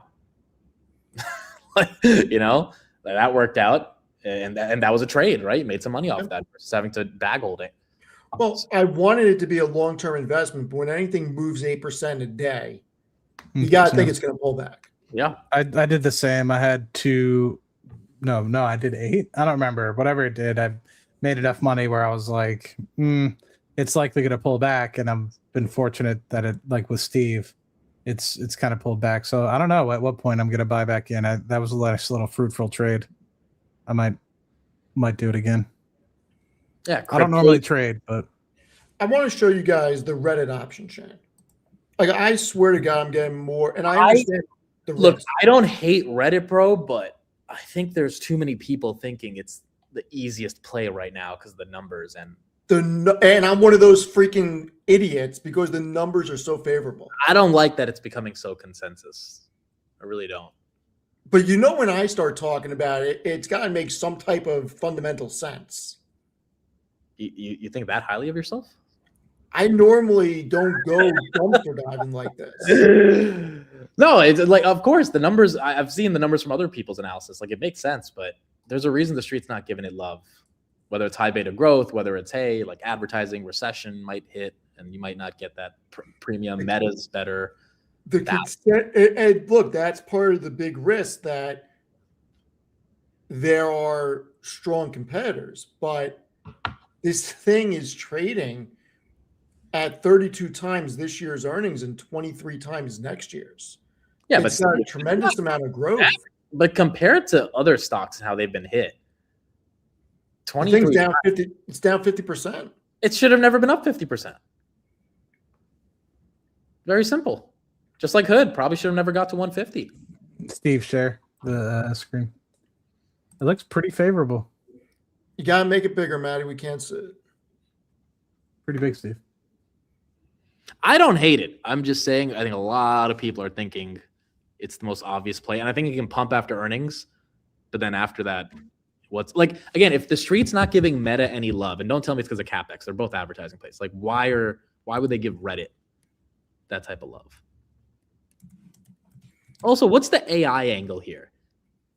Because I don't think there is one. There's that licensing deal they have with Google, but like that's $60 million. That's nothing. So what is the real AI story for Reddit? I have no idea.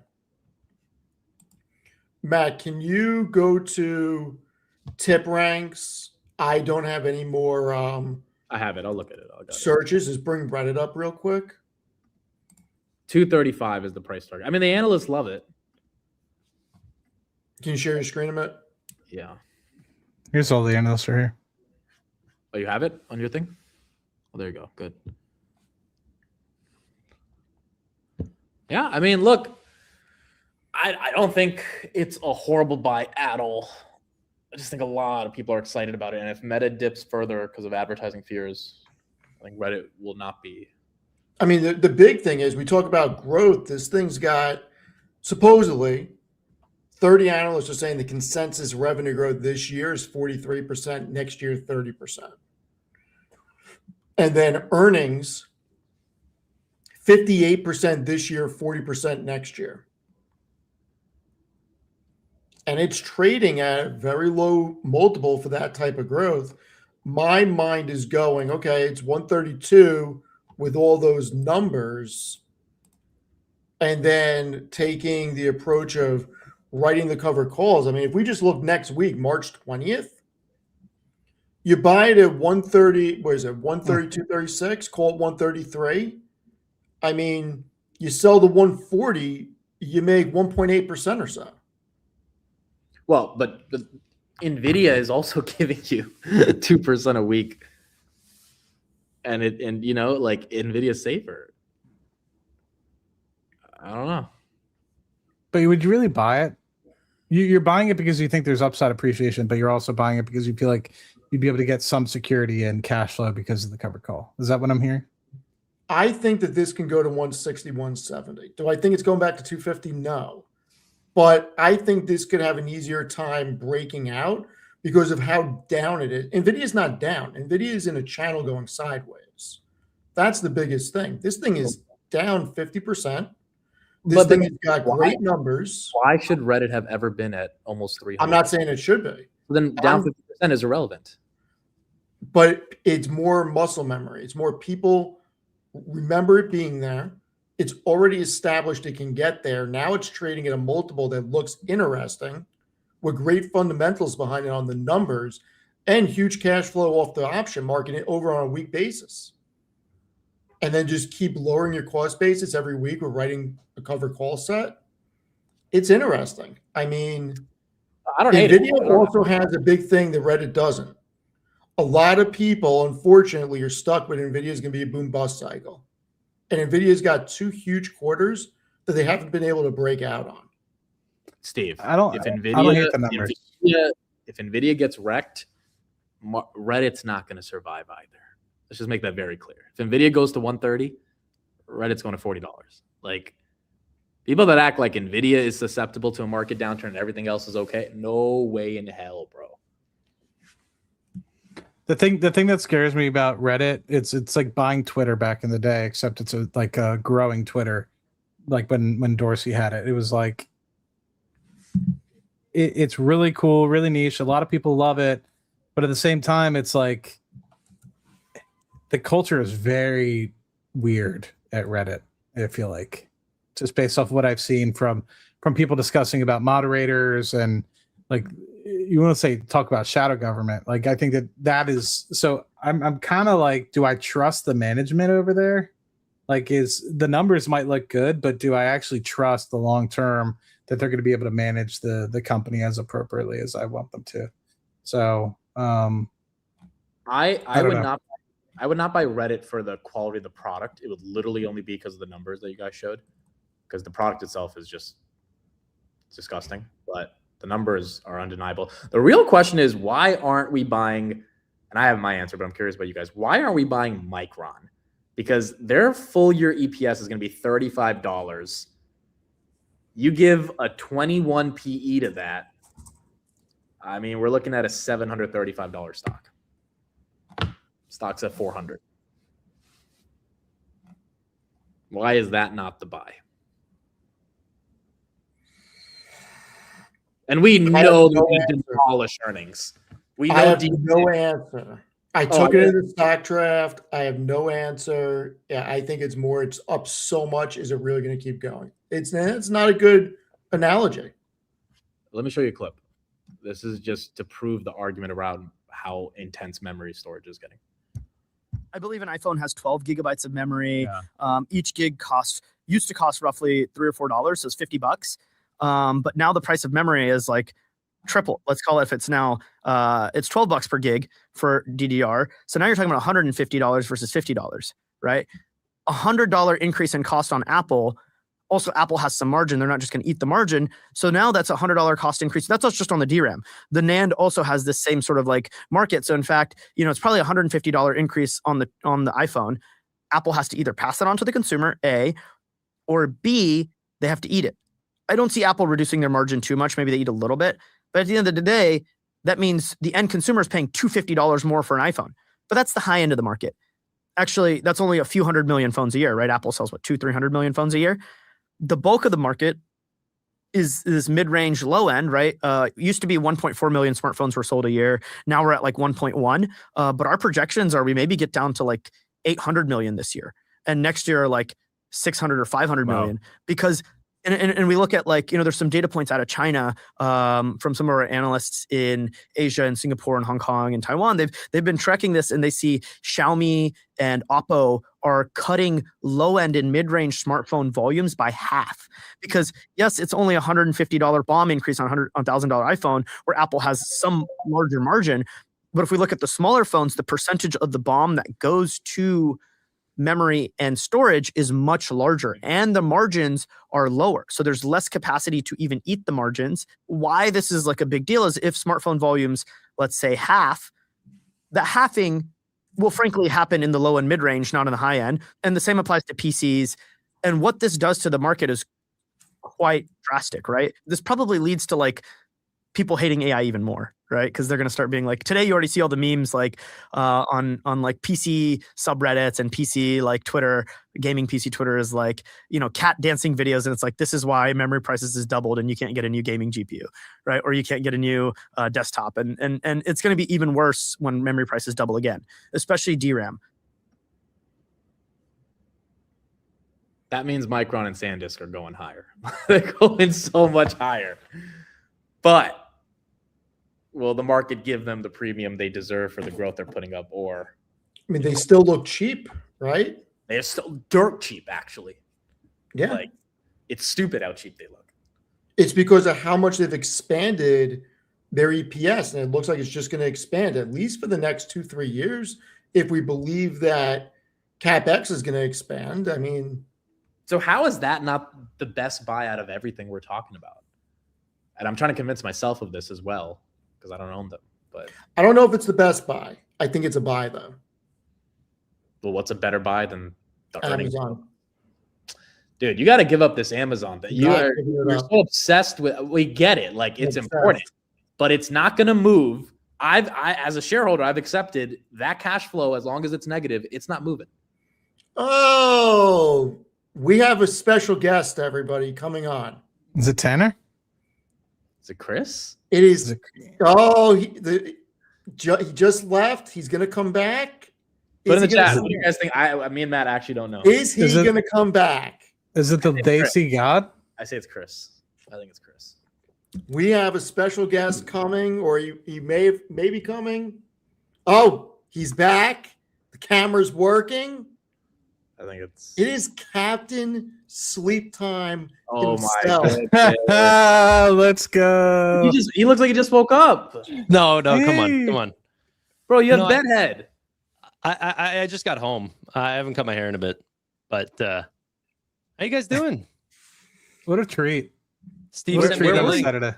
Said you guys were talking Nvidia. What's the? We're talking Nvidia. We're talking memory. What's the scuttlebutt on Nvidia right now? It looks like you came back from the gym. Looks sweaty. No. Why you? I just got here. Why are you roasting me? I'm just curious what you've been doing all day. It's only 4:00 on a Saturday. I've been out with my girlfriend's family. I almost doxed her. Anyway, Tannor. Yeah. Where do you think Nvidia is going? We got GTC coming up. What is it going to take for Nvidia to actually break out after 2 amazing quarters where they haven't been able to break out? And on top of that, being a Canadian and not having the simple ability to sell covered calls, what are you doing in this time? Ooh. Being a Canadian can't sell covered calls? It just costs money. Lots of money. Yeah, the prices are lowering, but definitely are they? Definitely selling covered calls. Not here though. Not on Tannor, Nvidia. I had 185s on my entire position on Friday, and I woke up and it was freaking. I was like, oh, I better be creative with this. Then I fell asleep and I woke up again at like 1:00 and they were at 180. I was like, well, all right, go back to bed. Dude, yeah, you play a riskier game than me. I couldn't do that. But Yeah, I'm just going bullshit on every increase of the entire market because it keeps getting shot down. But the question is, what does Jensen have to do to get this thing to break out? yeah, but you are a believer though, and that's the hard thing. It's like, how do you call BS and then No, it's not BS on get cleared Nvidia. up? Because then Trump tweets that we're gonna freaking bomb an island in Iran that has 90% of crude exports. But how do you know that couldn't have been the opposite tweet? Hey, you know what? We're going to keep American lives safe. We finished our mission. We're out of here. If he does that, I'll roll it out, and it won't be an expensive roll because, it'll be manageable. But I don't know. I don't trust that this market is going to let us easily break out. But So Hot what Tanner, what are you doing? I'm holding, baby. It's the greatest company alive. I can't wait for GTC. Super excited to see what ends up coming out, and yeah, I don't know what you guys have covered yet, so I don't know if you've talked Just about go GTC. go into your thesis. No. The question is, what does Jensen have to say to get it to break above 200 and stay there? That's the question. Say or do. I don't even know if he's going to say, or if he could say much. I think like the things he's said have been honestly so mind-blowingly positive, and the stock hasn't moved. I think mostly because people just don't even believe it right now. Like they want to see it to believe it. And so I don't know how long it's going to take, but I think during this entire period, it's just the spring is getting pushed down. Like we're getting ready to pop here eventually, whenever people do believe the bull case, and maybe that's Q1, maybe that's. I think honestly in Q2 of 2027, like their so Q2 of 2026, but their fiscal version of that, they're going to grow in revenue by 100%. I think that's like, I don't know how people are going to be able to see that and then keep the price where it is today. However, I'm not even too mad at it staying at $180 because while a lot of things are selling off, Nvidia has been pretty resistant. So this is what I said. I said theoretically, I think Nvidia should be closer to 150, given how bad the drawdown has been across a lot of their growth names. But because Nvidia should also be 220 if everything was normal, the market giving it a 180 level is kind of not reasonable and reasonable, because if everything's going down so much, it probably shouldn't be at 180. But because it's so good, the market's like, all right, well, at least keep it here, which is reasonable versus take it all the way down to 150 or all the way up to 220.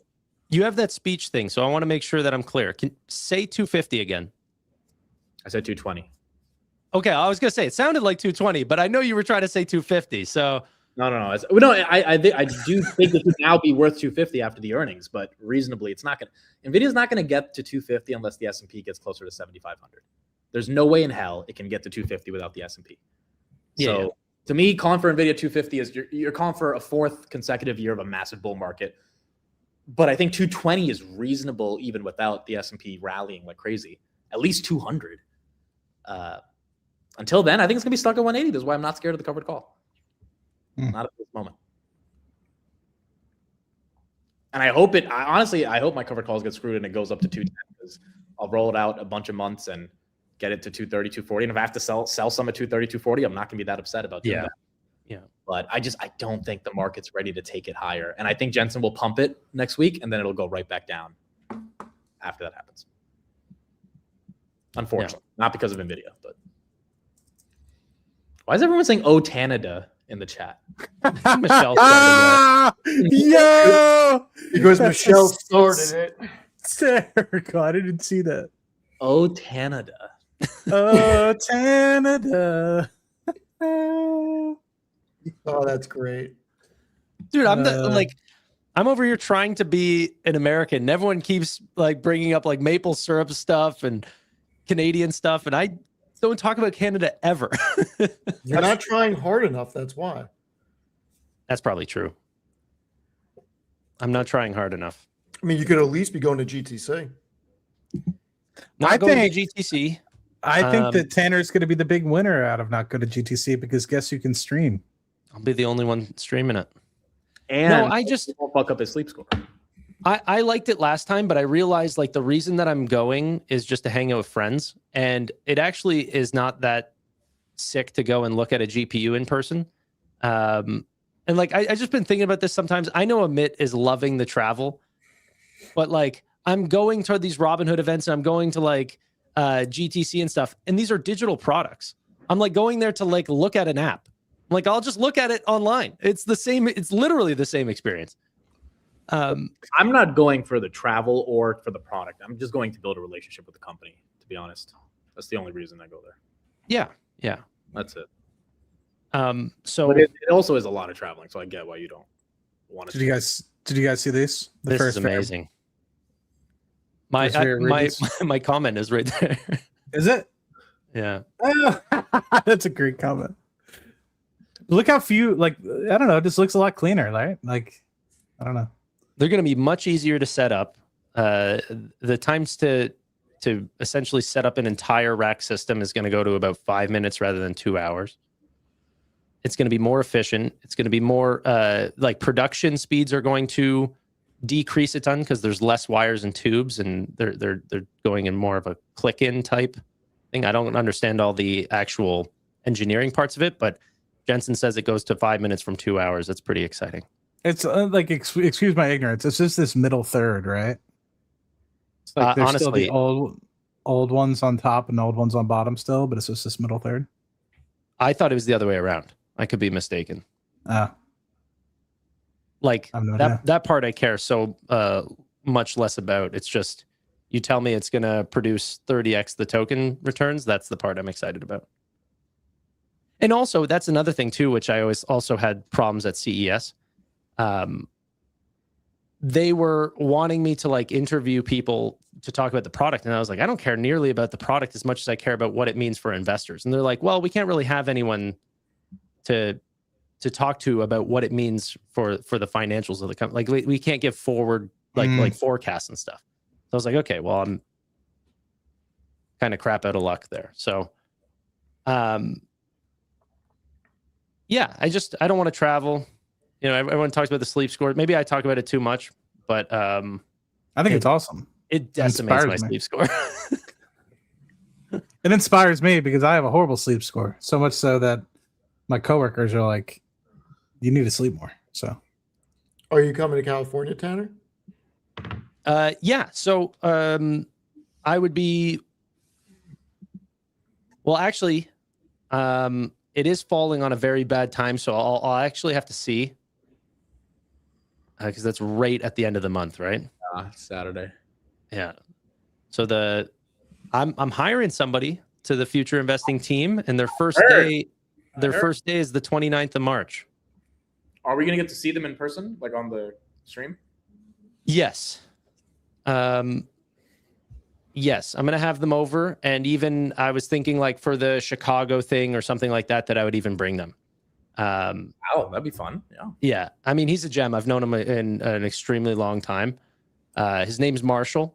So I'll have you guys all meet him. He's a dope guy and coder and everything like this. So he's going to be using all the AI tools to help the company. That's awesome. But I'll see if I can make it to California. But I'd honestly I'd be way more excited to do travel for that part, because honestly, that's why I was going to CES and everything in the first place, was to meet and see people. So why don't I just go to the things that are focused on the meeting and seeing people aspect? Yeah, well, that's fair. Chicago, by the way, guys, for those that are here, definitely May 9th. It's going to happen. I was just at a meeting today about it. And the link to buy tickets will be live on Monday. So we're going to lock that down pretty soon and get Chicago ready to go. Looks like I can't go. Sorry to say. You can't go to Chicago now. I'll be in the UK. Dang. Unfortunately. Yeah. What's in the UK? The damn British. No, I'm just kidding. It'll be a work trip. Nice. Yeah. And then Singapore is also going to be confirmed, most likely literally this week. We'll start putting out tickets for that. I had a meeting about that this morning as well. The UK, though, August. So I'll just say this right here. But if anyone is from the UK, please reach out to me, because we started looking at venues and we're going to need someone who has some hope. I mean, this is like... It's a whole nother world. Literally. these prices, I mean, these prices were ridiculous. So we need someone who has some pull in the country to help us out. So Matt Yeah, can't please go to reach that out. one either. He's going to be in Chicago that week. Yeah, I'll be in Chicago that week. exactly. So I want to Chicago, go. I'm May excited 9th. for Singapore for that to be announced so that I can lock that down. You're going to be going to Singapore? Oh hell yeah! I would never. Well, if Amit will let me go. Oh, of course. I don't know. I don't know if he wants like a super close knit, like 20 people. I don't know how big Singapore is going to be. Singapore is probably gonna be like 100, 150. June 26th is Singapore. There's a Yeah. pretty good audience on finance content. At least I find for. I wouldn't be Singapore audience. surprised. You have a lot of people flying in for that. It's I a wouldn't be top surprised. 5 country for viewership for me. So Wow. yeah, a lot of people Canada's ask. got to be a top 5 for you as well. Yeah, Canada's up there. Canada always shows up for me. Yeah. Shout out So my are you going to Canadians. just come back to Toronto, or are you going to do Vancouver as well? We're probably not doing Toronto this year. Do Vancouver. Hey, when's yours, Tanner? I want to fly up for that. Thinking August. Damn, don't overlap them with Amit's. Like what the I hell? won't. He's got to Okay, let okay. me know the dates, and then we'll figure it out. No, but it's. I mean, I don't think there's gonna be any issue with UK and Toronto. You know, That's good. you're going to the UK, you're probably not going to the Toronto one. I mean, some people showed up from the UK to your New York meetup. There was 4 people that did. That was kind of Yeah. crazy. True. I took some photos with them. They were amazing. Dude, lads. Miami was crazy. Some dude drove from like North Dakota or something. I forget. It was Yeah. insane. And then people from Sweden as well, or something like that. It was wild. Kat, she was awesome. How long of a drive even North Dakota to Miami? That seems. I think they said it was like Whoa. over 20 hours or something. I was like gonna that. say. It's like a day drive.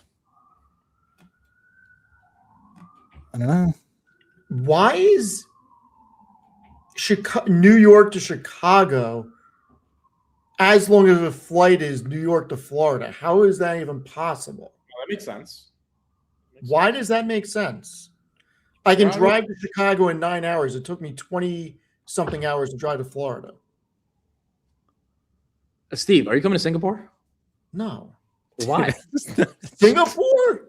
yeah, It's Steve crazy. can't leave the country. You crazy? it would take like you He'll and struggle you, getting back. He'll struggle getting back in.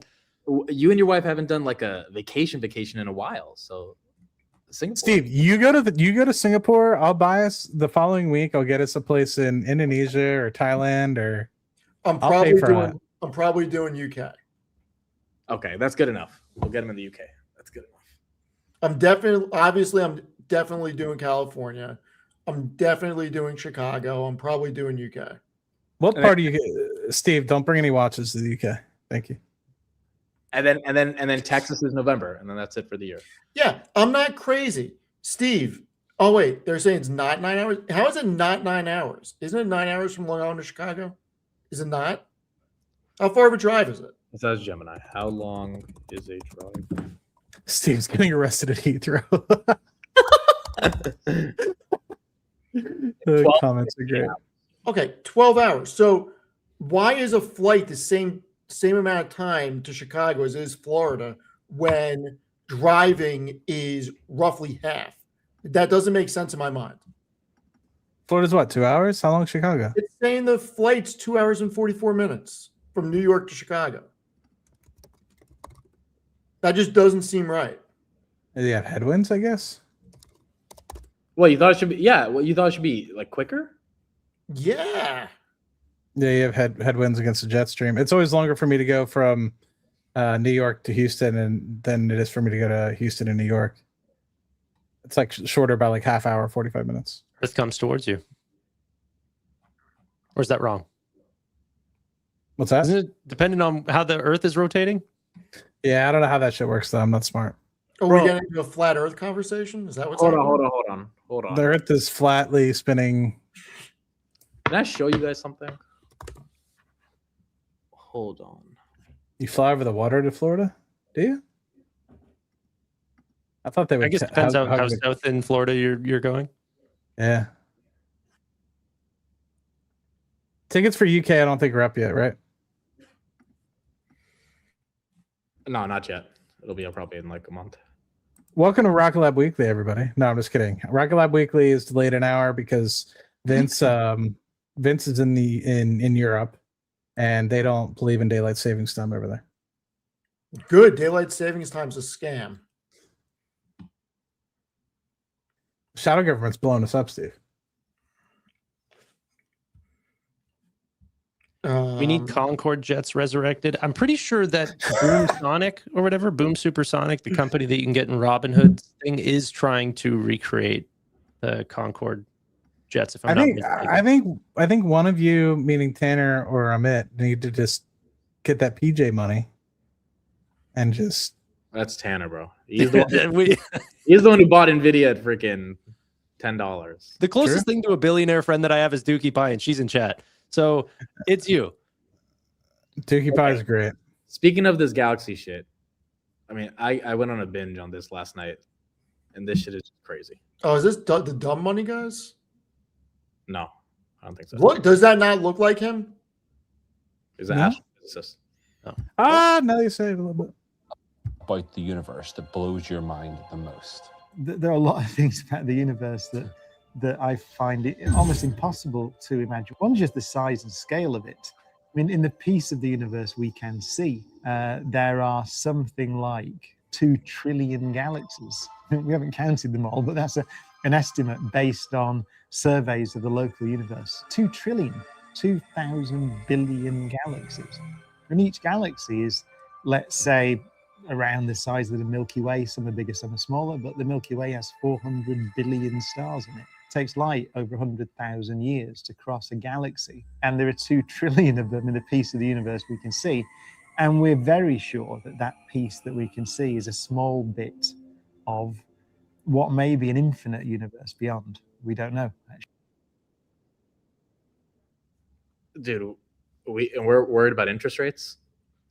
We are so minuscule compared to how big this universe really is,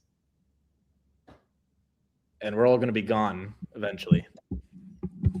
Who do you guys think is the most important person on Earth right now?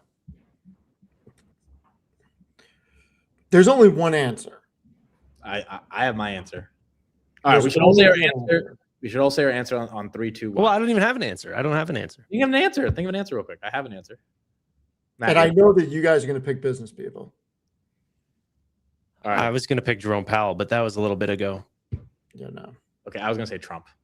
100%. The president of the United States, no matter what, no matter when, it is always the president of the United States. I was going to say Elon. It's Trump, bro. If Trump decides to play this war in a different way, a lot of different things could happen. Listen, 2 years ago was Biden. Before that was Trump. Before that was Obama. It is always the president of the United States. Well, I think there are moments in time where it could be someone else, but given the war, I think it's Trump.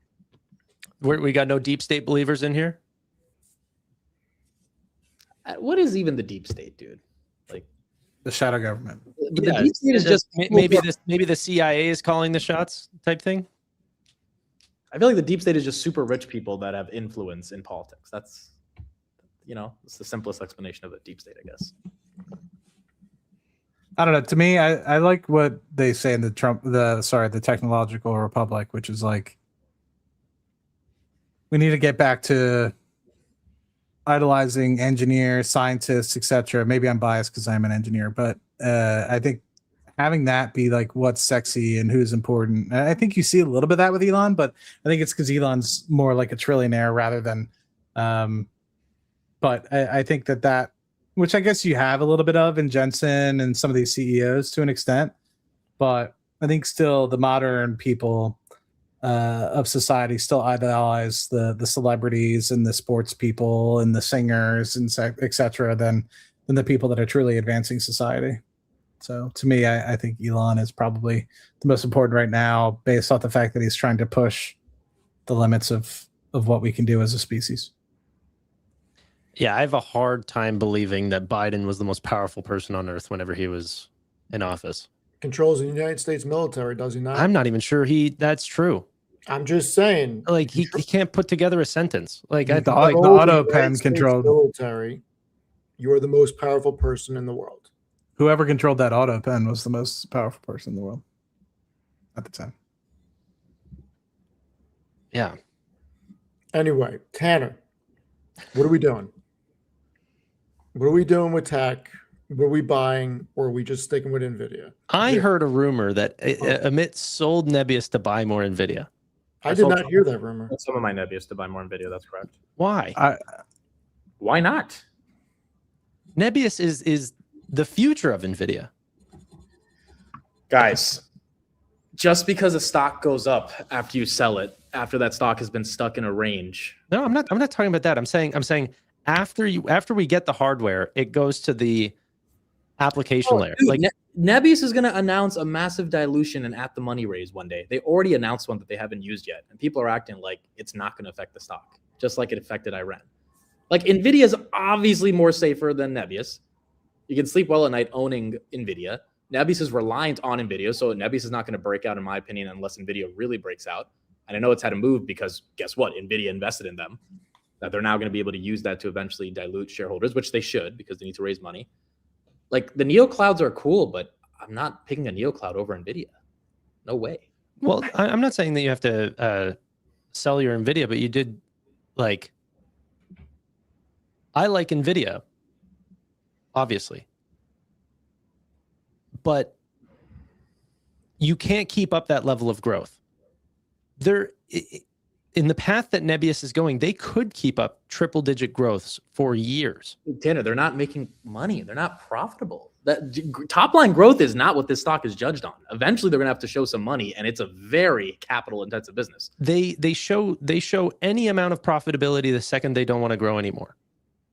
But then, Like- but then the PE looks exaggerated if the growth is not there. Yeah, but Amazon did it for 20 years. That's it. That's Do how. not tell me you're comparing Nebius to Amazon. Please do not tell me. Yeah, I you're mean, making that comparison. I don't like whenever people do that. You can compare a small company to a big company. Obviously, there's a lot of things that they need to fill the gaps on. But I'm saying, at one point, Amazon was a small company. Nebius is Nvidia's bitch.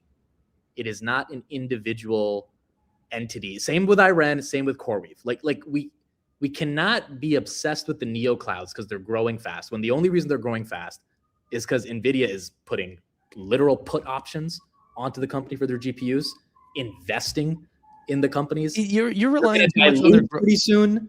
I mean, you tell me Nebius is not going to take advantage and eventually dilute, just like Iran did, just like CoreWeave did 2 months ago. They're not diluting because of Nvidia. They're diluting because their customers need more tokens. But that's not good for the stock, regardless of why they dilute. I mean, what do you mean? I mean, look at what happened to Iran. Look what happened to AAOI. Iran is not doing nearly as good as Iran, Iran's not doing nearly as good as Nebius and CoreWeave. Okay. No, I agree. I think Iran's the worst out of the three. But if you dilute, your stock will go down. And the CEO management team, and I'm not saying they shouldn't dilute. I'm not saying that's the reason I sold. I'm just saying I wanted something that was safer, and I wanted something that I could run covered calls on more effectively, which was Nvidia. And I just rather have more Nvidia than Nebius. And I still own Nebius. I don't have as much. But I think the obsession with the neo clouds, option strategies, then yeah, that makes sense. I think the obsession with the neo clouds is look, when Nebius was 20 and 30 and 40, it was a screaming deal, and I missed it. But I got in when it was in the 90s. Okay, it's at 108. It's like, that's not like life changing. Oh my goodness. Now, I know a lot of people think it's going to go to 200 this year. I hope they're right. I don't see that really happening unless Nvidia breaks out. And if it does, I'll be happy with the Nvidia that I have. But I also think the risk to Nebius announcing anything around dilution or Oracle having some bad data center headline and then all of those buckets of stocks falling, I don't want to be overweight that at all. But if you got in super early, like below 50, I get it. Just hold on. I just think where we're going, and this is for Nvidia as well, I believe that there's going to be a massive build out. And as long as you're touching any part of it, Nvidia, the packagers, you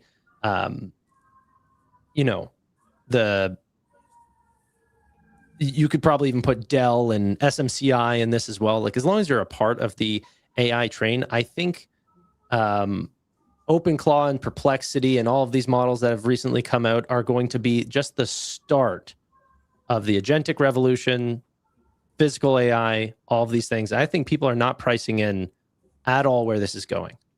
But you wouldn't buy SMCI because of that. Because I think they're the C3 AI of this industry. Like you can't just slap a fancy name. Like there's always going to be losers, but there are definitely companies in this space, whether that's ASML or something like this, that'll be massive beneficiaries. Yeah, no, I agree. I just think old and neo clouds are more risky to hold than just Nvidia. Well, of course they're more risky, but there's more upside. Yeah, but that upside also comes with the risk. Like you're saying 200. Like why don't you say 1,000 on Nebius?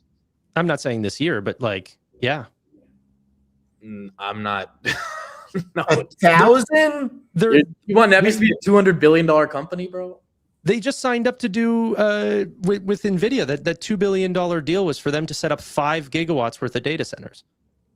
That's hundreds of billions of dollars of revenue.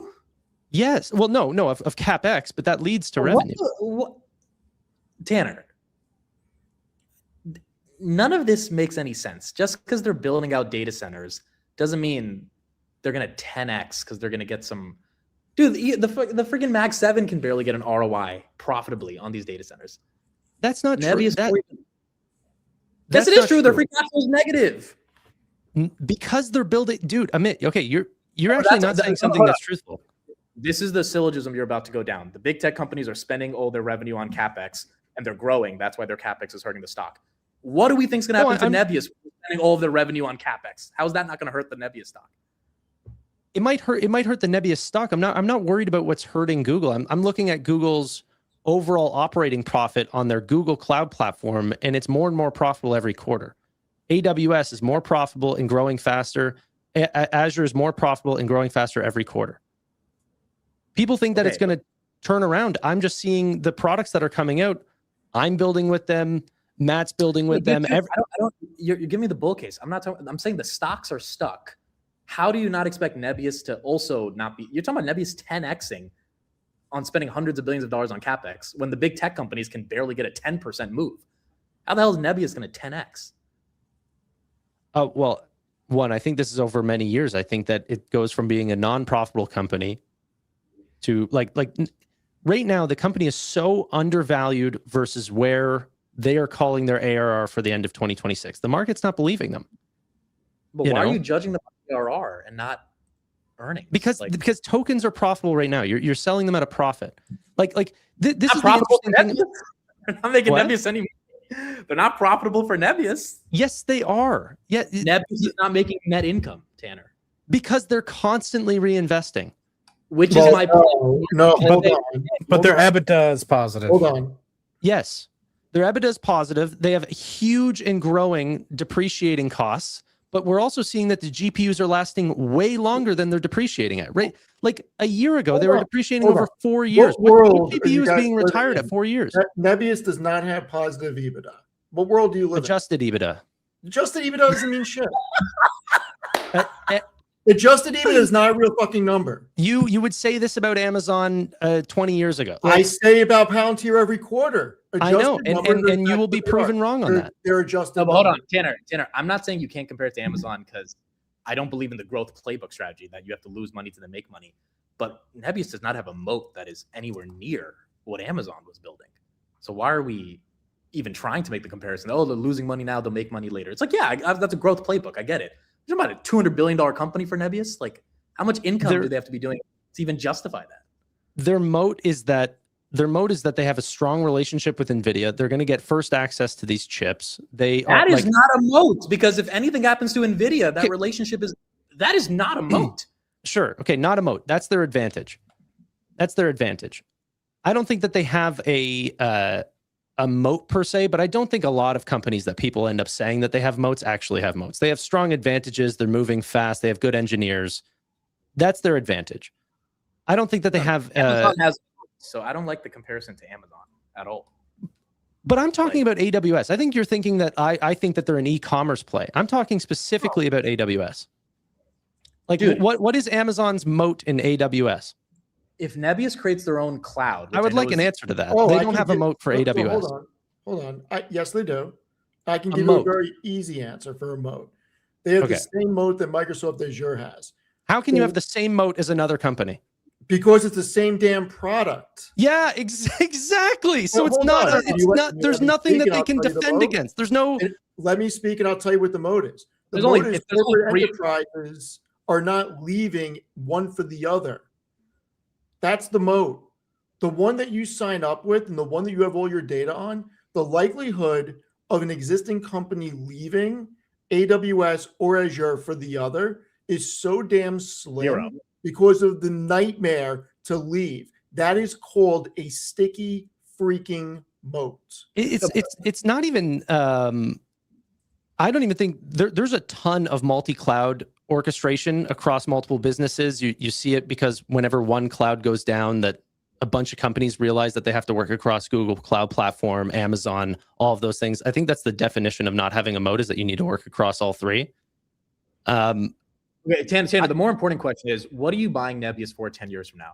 Like, you're telling me you want to hold it for a decade. That's what you're implying here. So why? Every position I'm buying is to hold for a decade. Okay, so explain it to me, because to me, Nebius has always been more of a trade than an investment. So, which is why I was easily able to trim to buy Nvidia, because that's more of an investment. But why? What's the 10-year thesis on Nebius? I think that a lot of the work that we're doing with CPUs right now will be on GPUs. We are going to need a massive increase in overall GPU and in compute in general. And alongside that, there's people who are, picketing and protesting. That's the word that I was going to say. Protesting data centers being set up. And I think it's going to be much harder to set up and, work data centers going forward. And so the companies that do have them and are operating them at the highest level, because it's not easy to set up and operate a data center. It's not like, once you have the deep GPUs, me and Amit could go and set this up. It's quite skillful. And so you have a team of really skilled cloud engineers who were working at Yandex that came here.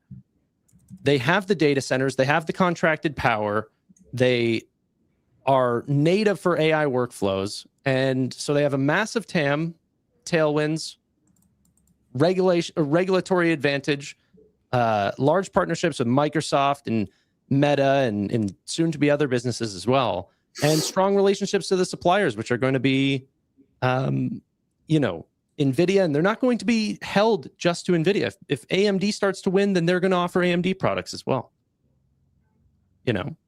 So I like that, but again, all of it feels contingent on Nvidia continuing to win heavily, which is why their stock might go up more than Nvidia, just like the memory stocks have. Well, it's AI. AI needs to win. Nvidia doesn't need to win. Oh no, buddy! Nvidia invested $2 billion for a reason. I do not think any of these neoclouds would be around unless Nvidia was giving them a lot of support, which actually scares me a little bit about the AI ecosystem. Like literally, Nvidia had to say we're going to buy $6 billion worth of CoreWeave GPUs if they can't be sold. I think if Nvidia has issues, these neoclouds are wiped off the face of the earth. I think that Nvidia wants to help them, but they're not necessary. Like, no, I also, why is Jensen investing billions of dollars into thinking labs? I think overall he's trying to help the ecosystem. If there's a bunch of companies that can do well, then he's going to. That's my point, right? That's why he invested in Nebius. But that helps my I'm not mad that he invested, but it's not like that was a make or break for Nebius or even for CoreWeave. The companies would still be alive. Stock was stuck until you're so reliant on the stock. That part doesn't matter. We're talking about it, but we're talking as investors. Yeah, I get it. But you look at SoFi at 4 and then tell me the company was dying. It wasn't. You can't just rely on the stock price. I did not say that at 4. I said that at 13 when it wasn't. No, I'm saying you could use that as the same example. If you're pointing to a stock that's being depressed and you don't know what's happening with the financials, you can't say they're dying. Nebius and CoreWeave were never dying. My point is the opposite. Nebius is not depressed. The stock was at 20. It's 5x. So the question now is you're telling me it's going to 10x from here. I'm like, okay, I think a lot of stuff has to happen for that to take place. And I'd rather hold the thing that's responsible for it even 5xing, which is Nvidia, even if I'm not going to get the upside that a Nebius potentially could offer. But here's the thing. They more than 5x their revenue year over 365 days ago, that just on a revenue level is how much they've stepped up. Okay. They're fully sold out of 2026. So people are trying to look at this company and saying, well, the market on average does 10%. This company has 5x. So they have pulled forward so much success. It's like, no, they just delivered a 5x increase in sales. Palantir's moving fast. Guess who's moving 5x? What's their 7x faster? profitability going to be Nebius. on the sales, Tanner? What? That was gonna be my. What's the profitability going to be on the sales? Every token is profitable. They If continue to push. If every token was profitable, they would be profitable. No, because they're reinvesting it. Dude, no, they need to bring down dollars. Hold on. Do you think that they're? Do you think so? So this is what's so funny about the AI space. Have you guys ever used Gemini too much? What happens whenever you use it too much? They get angry at me. They limit you. They Tell me limit to you. stop. They see exactly how many tokens you're using and know exactly whenever they're not going to break or whenever you're going to be an unprofitable customer, and they can limit that. Like Can we go through the financials so I can show you that they're not profitable? I get that, but you're not like their operating expenses are being heavily hit by depreciation at like a 4-year depreciation rate. What GPU retires after 4 years? The question is, when does that change? What year in your model says profitability starts for the neo cloud? It's happening now. No, it's happening now. No, it's not. It's not a profit. They are not bringing in net income, Tanner. Well, It's not hold on. no They matter are, how much you think the tokens are sound like hold on. They are doing net income this year. The only reason they got to net income is because of subsidies or somewhere, because they got some major tax breaks to push them into profitability this year. Operating, they lose so much money. It's crazy. They lost more in operating income than the revenue that they generated. That's not a profitable company. And look, Tanner, there's a good reason for that. I agree with you. Like they should be losing money right now. But my point is, eventually the market's going to have to give it a multiple based on EPS, not sales. I get it. And so if they feel like they need to drive earnings per share, they'll stop setting up data centers, and then they'll just collect the premiums on the customers that are paying them to run their GPUs right now. But do you think that the energy going into the data centers and the actual cost of those GPUs are going to be less than how much they're charging for the output of those, of like the tokens that they're actually generating? Like, what do you guys mean by they're an unprofitable business? You think like long term that they cannot turn a profit? I'm going to show you exactly what I mean by that. No, I don't. You're going to pull up a bunch of historical data. I'm bringing up the trailing 12 months. That's great. Their current numbers. We all have seen the numbers, Stephen. But I'm like, you could go to SoFi and tell me that it was not a profitable business. He's getting angry. Once you bust out the Stephen. I mean, their operating income is negative $596 million. They generated $530 million in revenue. Their operating income loss is more than the revenue they generate. Now, I get it. I'm not looking at the forward, and I will show the forward in a minute. But this is how skewed the numbers are. Keep in mind, negative $596 million. Okay, somehow they get to $101 million in net income, but the numbers don't make sense because I keep adding this up. You don't go from negative 596 with interest expenses and income loss on equity investments. You only get 80 million here on other non. You get 33 million on unusual items, 29 million on earnings from continuing operations. How do you get freaking net income of 101.7? Looking through your lens, this is the greatest short of all time. You should short it, Steve. No, Tanner. No one's being bearish. But hold on. We're calling for a 10x. We're asking. Hold on. So right now, their cash from operations is 384 million, and they're deploying 4 billion in capex. Okay, they're going to deploy more in capex now. Yeah, 20 billion 2026. Right. So we go to where the analysts are looking. The analysts all think this is just going to lose money for at least the next 3 years. Yeah, no analysts on that, but yeah. This was my question. If they can't get profitable by at least 2028, like on a net income basis, not on your tokenization. Says who? Says you why? Well, I'm like, looking at analysts that they don't think they're going to be profitable. For Yeah, another the 4 years. analysts No, don't I'm think it's saying profitable. why if they can't get profitable by 2028, that's the make or break. Why not 2029? AWS did this for 10 years. I mean, bro, I'd just rather buy Nvidia that's growing profitability over this that's not. I get it. The only reason to buy a company that's not profitable is because you think, just like Palantir, SoFi, Robinhood, Rockwell, you think they're going to get profitable. You think their TAM is going to expand, and you think the stock will go up in the midst of that journey. The stock's already 5x for Nebius. So now you're talking for another 10x. And I'm like, I don't know if the street's going to allow that to happen without real big boy numbers here, not just. So I'm some going big crazy. boy I'm number. walking around my room. I've got ants in my skin.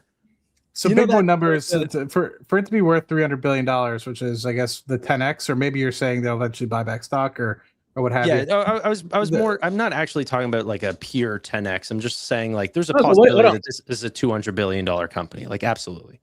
That's basically a 10x. That would be a 9x from here. Yeah, sure. Yeah, You have- maybe 8, 9. Yeah, You have to defend it. If you're saying this thing is going to actually 10x, that's why we're grilling you here. Because so do we ever see thought of Nebius as a 10x? Ever. do we see a world where Nebius is eventually churning out $10 billion in income? I mean, I haven't ran a model on it, but I assume so. Yeah. And I guess my Well, question that's reasonable because that's a 20 PE at that point. Yeah. Like, dude, I think that's what Tanner's saying, right? I mean, I think he's saying that eventually it'll be churning out $10 billion or so, or around there, maybe plus or minus 20%. They're expected to do, I think, like $8 or $9 billion of ARR at the end of 2026. Okay. Growing at this rate, we are going to have tens and tens and tens of $1 billion of recurring revenue at 30 to 40% margins. Like it's, I'm not saying it's going to happen. Like obviously there's risk. I'm not full porting this company, but I think it's going to happen. And I'm betting on a hopeful outcome. I just didn't think selling the company to invest in a more mature business is the strategy that I foresaw for Amit. That's all. So 10 billion in net income. And look, I get it. These are forward projections, not many analysts. I never go out to 2035, but looking at 2030, 2031, I mean, there's 3 and then 2 analysts, which is not a lot, but they're saying 32 billion-ish for revenue. I mean, maybe at their margins, they do 5 billion net income there. I don't know. There's so many uncertainties with Nebius that I don't know. I wouldn't be putting a lot of money into We it. got to take into account dilution. Yeah. They're going to have to raise money to keep fueling the capex. That's why I'm just like, look, I never loved the neo clouds. 2 quarters ago, I saw Nebius's earnings. I was also impressed by the growth, so I took a position. It's basically been at that range. I bought it at 92, 95. It's at 108, went to 75. Like there's, I was late to the story, so there, but I just like feel more comfortable being in something else. Not to say it can't run. It's not to be bearish. It's just I didn't see it as a 10x. No, I'm not. If you guys don't see it as a 10x, that's fine. But to pull up the argument of it's not profitable, it's like, dude, you could have said that about literally 100% of the companies that I've held through to maturity and watched them go profitable.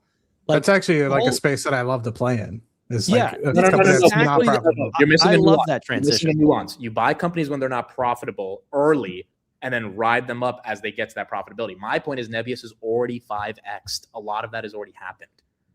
So for you to say, oh, they're unprofitable, they'll eventually get profitable. It's like, okay, but how much will the street care until they show profitability? Because the street's already given them a freaking 5x from the lows, more than a 5x. Yeah, my strategy has never been to know what the street's going to do. Yeah, you might be a better investor than me. You have to know you have to have some opinion on. I don't know what other people are going to know, but I think my judgment is to know, okay, what are the winners in the space? I didn't know what other investors were going to say about Tesla, Shopify, Nvidia, or any of these things.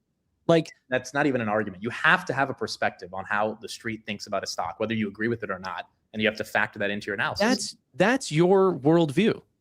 Tanner, you may be the only person I've ever met in my life. How are you going to know what other investors like? I would personally think Nvidia should be 250 today. If You don't- that's not the case, I have a But- perspective so that How would do you be explain 250. why that's not the case? You have to analyze what the street is upset about or what the street is scared about. I get that, but It's like objectively true. I get that, but I don't know.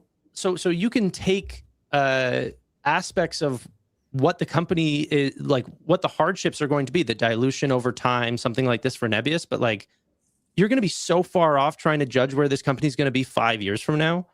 Like, I just take that in stride. Like you learn what the bear cases are in time. What's the bear cases for Palantir 5-10 years from now? There's actually a ton.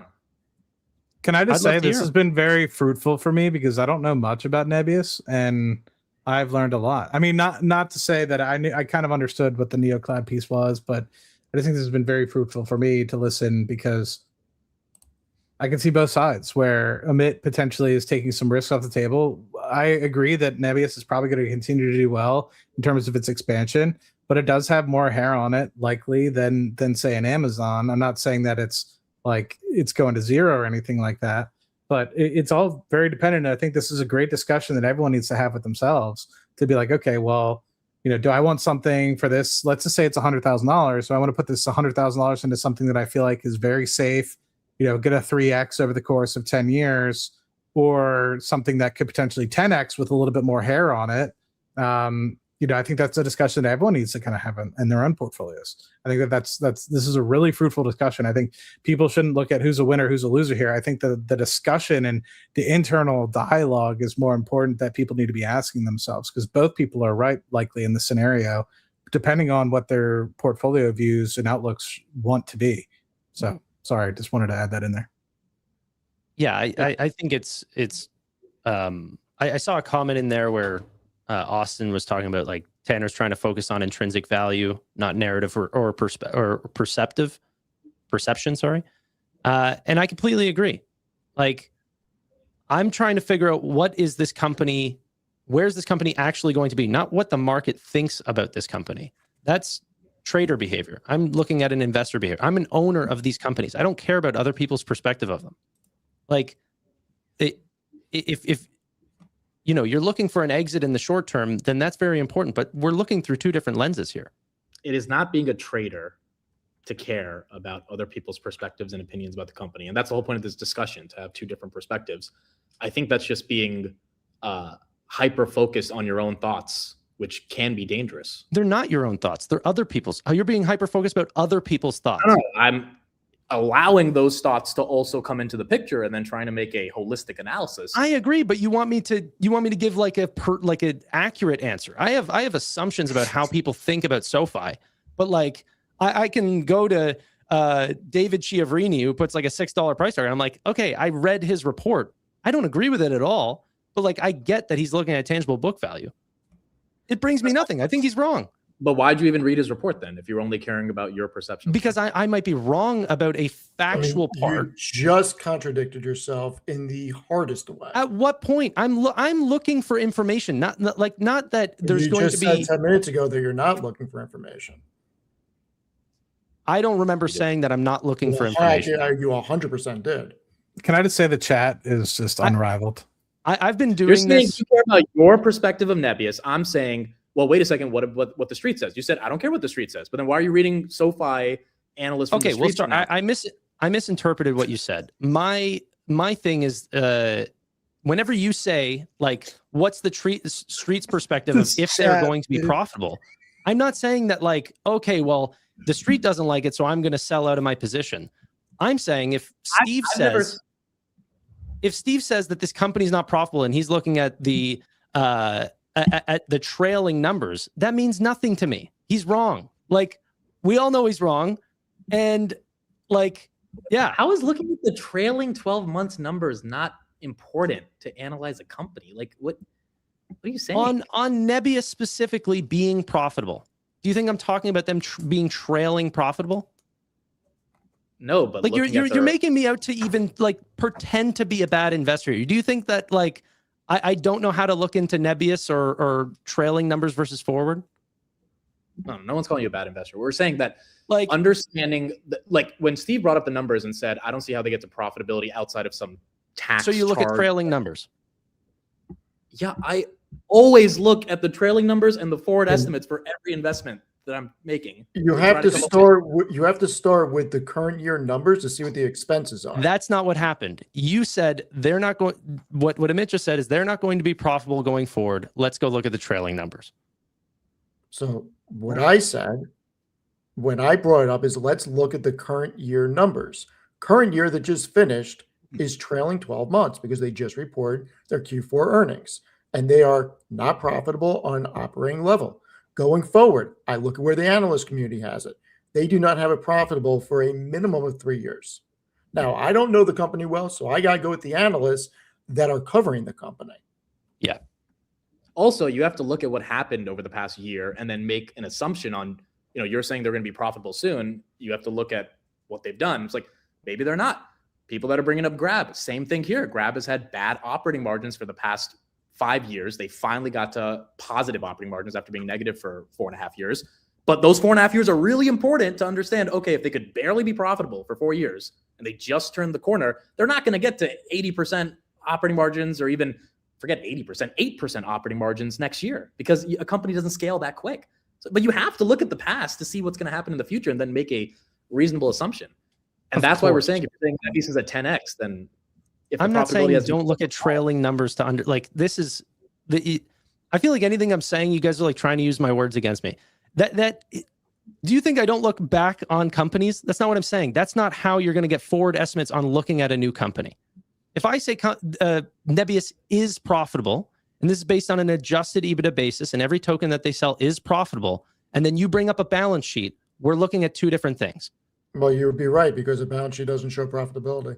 Or sorry, their income statement. And you go and look at their income statement, you are not going to see what I'm talking about. But it doesn't make what I'm saying less accurate. No, it doesn't. My question was just, you say they're a $200 billion company. I wanted to know when they're going to be profitable. That's all. And that's why we looked at other perspectives because you don't have a date for that either. Right? So that's why we looked at what the analysts But I think that they can be a 10x company and not be profitable. There's a possibility of that. I fundamentally don't think they can be a $200 billion company and not have $1 of net income. Amazon did it into the trillions. I disagree with comparing Nebius to Amazon. I really just don't think the most. I don't know why you can't compare a big. Subsidizing Amazon is not going to be why they subsidize Nebius. Why can't you compare a big company to a small one? Obviously, Nebius is not at that size today. I get that. You can, but I would rather compare something that has a different level of TAM, different level of growth if I'm going to compare it to Amazon. And I can't even think of that many of them, much less Nebius, to make that comparison. They're in the same cloud space. Yeah. They fight for similar customers. Amazon is a bit more important to me than Nebius. I don't think Nebius can be $200 billion of market cap and not be profitable. I don't think that. I just don't. But importance doesn't drive market cap. What do you say? I said importance doesn't drive market cap. There are fundamentally super important businesses to the economy that are not Facebook, that are much smaller. No, I get it. But in the data center space, I don't think the Oracles, the Irens, the CoreWeaves, the Nebiuses can 10x from here without producing actual real net income. They could have hundreds of billions of revenue, but what does it matter if none of that's coming down? I mean, the memory names that have more than 10x have done it because of EPS growth, not revenue growth. And they have way better EPS and revenue growth than the NeoCloud. So I don't know how you can say a Nebius. Yeah, also, OpenAI and all of these companies, these are $840 billion non-profitable businesses. Profitability nowhere even close. Yeah, Tannor, if those in private markets. Public, if they were public, I don't know if Anthropic holds on to. There would be more liquidity. Yeah, there would also be more short selling when the Department of War says you're a supply chain risk. You can't compare them to the private markets at all.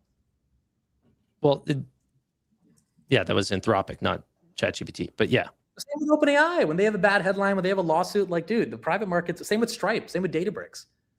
I just personally don't believe Nebius or APLD or any of these names can become multi-$100 billion companies without being profitable. And that the sort of linchpin of this debate is dilution versus profitability versus what you say is more profitable, which is adjusted EBITDA, versus when do they actually get to real net income profitability, which creates the PE multiple that actually makes sense to the big guys on Wall Street, which is what Micron's done. SanDisk has done it. Western Digital is. All of those guys have gone through this growth, losing money phase and turned into profitability. And now you can argue they're undervalued compared to their PE. I don't see that with the neoclouds at all.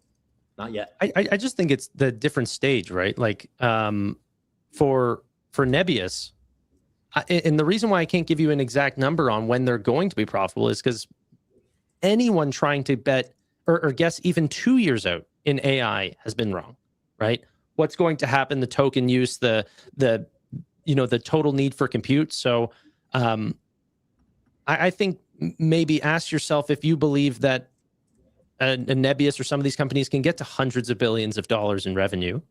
You know that those tokens are sold profitably because how else would they be? they're not selling them for a loss.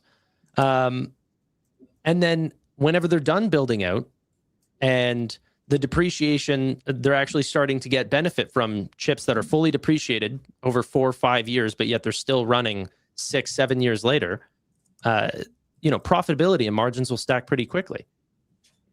And then that will get you your answer. But I don't have, I've got personal, maybe this will happen over a 7-8 year span, something like this, like the build out time. But there's nothing wrong with that.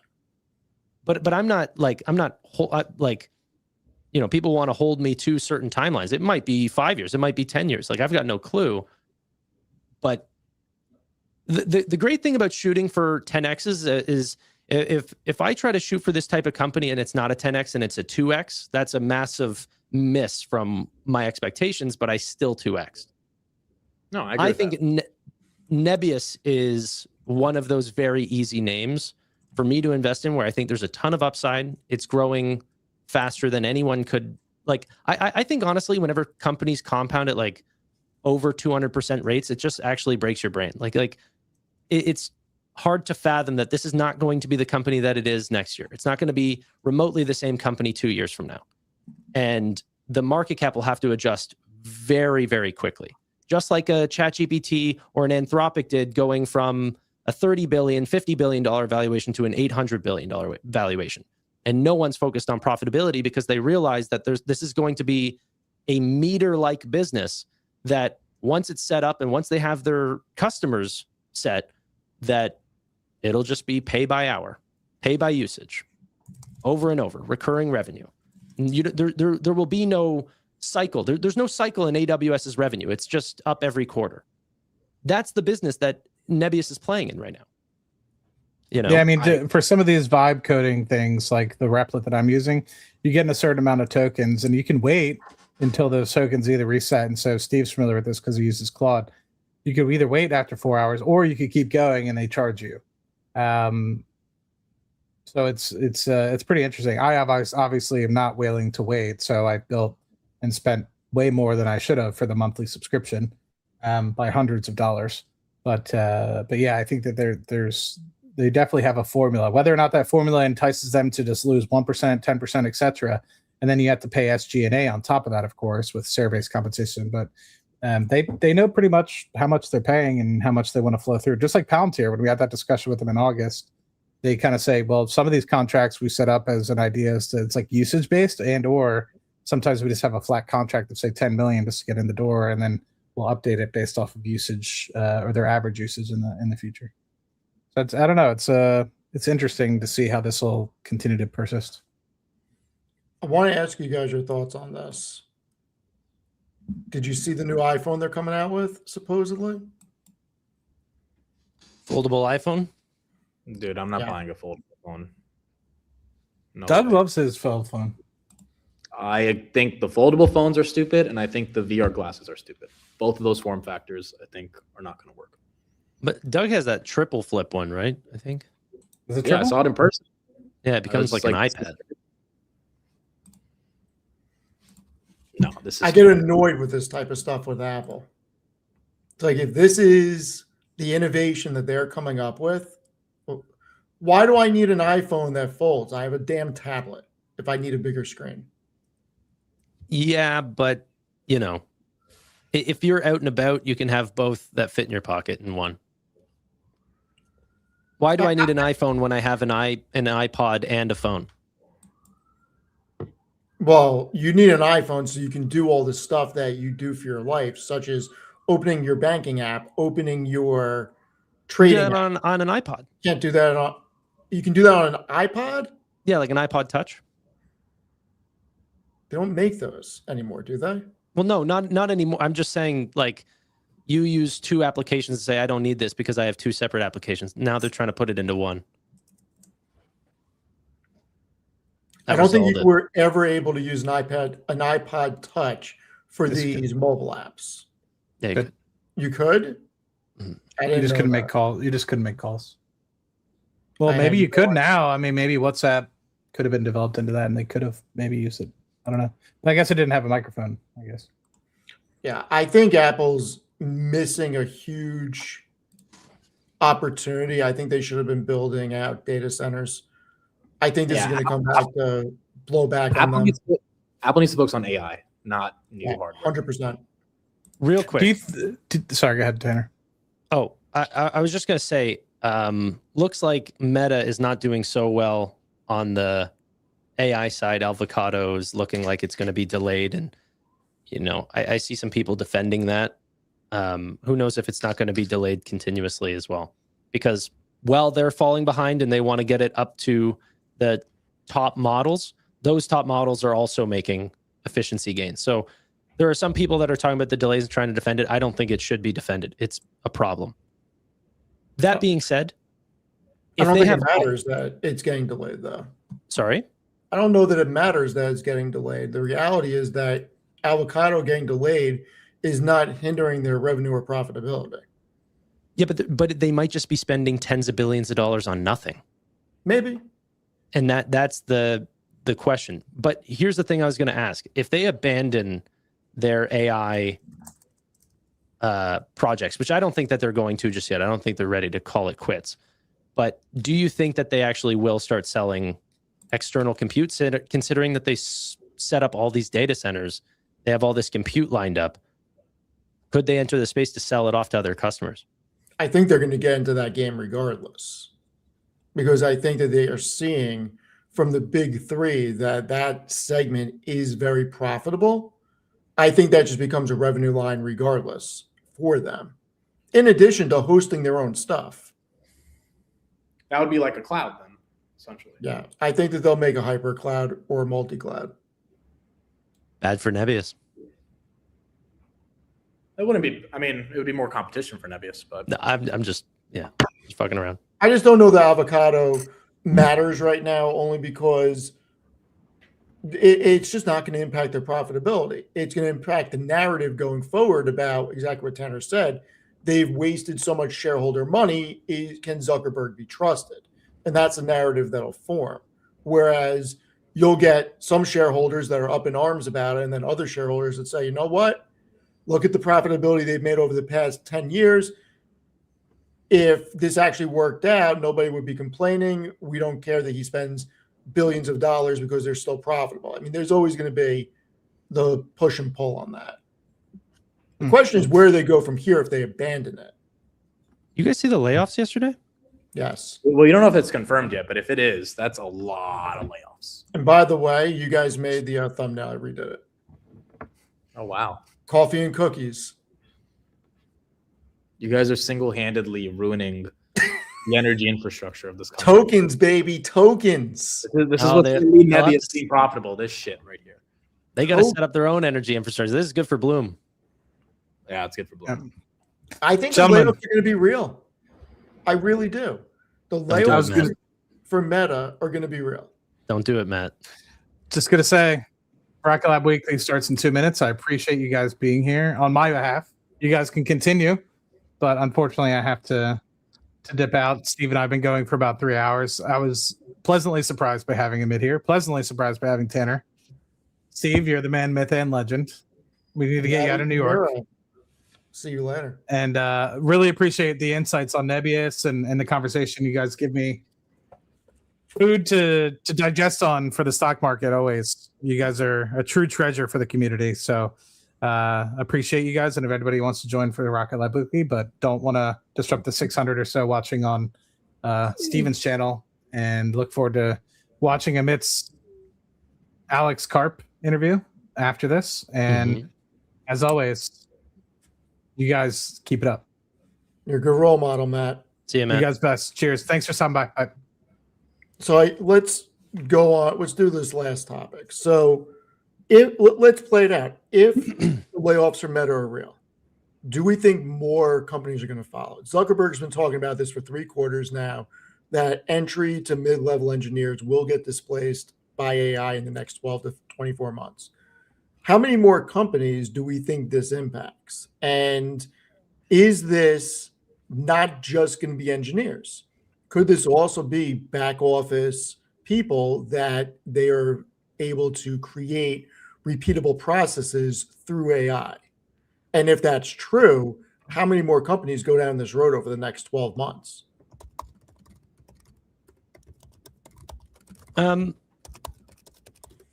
I think it's going to continue to happen, but like I think you're going to be able to do a lot more with smaller teams. I think Jack Dorsey was telling the truth there. I don't think it's just because they were failing. But I think hiring is still going to happen at Meta. They're going to be laying off the people that are doing redundant work and then hiring for people that are using these agents. Could be, but is it going to be a net plus in jobs or a net negative? Probably You a could net get negative. rid of, you could get rid of 20,000 and hire 2,000 and still 18,000 displaced from the workplace. Yeah, probably a net negative for now. And then who knows what type of new jobs will be created in the, mid to long term. Well, Right. Vlad on our podcast said he thinks there's going to be more engineers in the future. Yeah, Who? Sorry? Vlad. He said there's going to be more lawyers and more engineers because he thinks there's going to be so many more businesses, which is his hot take. So I don't know. Maybe it's bad now, but One of the reasons for me bringing on Marshall was like, I'm seeing all these insanely cool, like Base 44 and Perplexity Computer and all of these ones. I'm like, dude, if I can just hook him up with a really good software there, I'm like, it actually, I think, makes entry-level jobs even better, because now the learning curve is going to happen so much faster because he has this, coworker working with him that has read every textbook, that can help create apps, and I get to focus on, the main stuff, and all the back end processes get solved. So I actually think more people are going to have like smaller teams. So are you going to want him to create automations and work with agents for like thumbnails and all the like random stuff associated with? Yeah, essentially everything. So thumbnails, but also I want stuff to help with research. So one of the tools that I'm using now is like a job finding type thing. So it sources Robinhood and SoFi and all of these companies and just gets their job postings and then puts them in a neat little app that I've created. But I'm just thinking, if I had a bunch of these little tools that would just help like bring in press releases, summarize them, tell me what's the important part, what's the economic effect to this, what's the job postings that might end up indicating new business lines, like whatever makes the streams and the videos better. Yeah. So I don't even know. I kind of have like 3 months of work for him that I have like in my head. But I know that the way AI is going, like new problems will arise. Yeah. Yeah, I think it makes sense. I also think like just holy crap, Steven. Thank you very much. Really appreciate it. Good day, good GD. Do you know this person? Good day, GD. Yeah, been in the chat for a while. Thank you. Really appreciate it. By the way, we have breaking news, unfortunately. Ooh. NYPD, same for the New York Police Department. Bomb squad just swarmed Sloan Kettering Hospital, unfortunately. I don't know what the hell's going on. No good. Is that real news or is that some AI? No, it's real news. Sometimes it for real just takes a phone call. Yeah, that's why I said I have no prank. idea what's going on. Could be fake, but they're actually there. Yeah. Anyway, Go on. Frank or not, that person goes to jail for a long, long time. Long time. Yeah. Anyway, go on, Tannor. I said my piece. I think Amit was saying something actually. Yeah, I was saying it makes sense. The quality of research you get can influence the quality of content. So if there's better research mechanisms to find new things about your companies, I think it makes sense. And then, I'm sure Marshall will have like tens and tens of agents doing different research tasks around every company you care about. And that'll just bring in better content and to find new companies potentially. What tools are you going to have them using? Gemini and Perplexity are the ones that I've set up so far. But what's it called? And if I do an event here in Toronto and everything, it'd just be nice to have somebody that can, you know, find a vendor, set up all that stuff. Like he's just going to be my Jamie. Like if you think about like the Joe Rogan podcast, so, like he's just gonna. I just need help. Does he live next to you or no? No, he's close by though. I went to high school with the guy, so I know him very well. Yeah. He's not really in the investment space. So But you don't need him to be. No, exactly. And Exactly. that's a beautiful thing. You don't need him to be, and he could definitely help you scale the channel.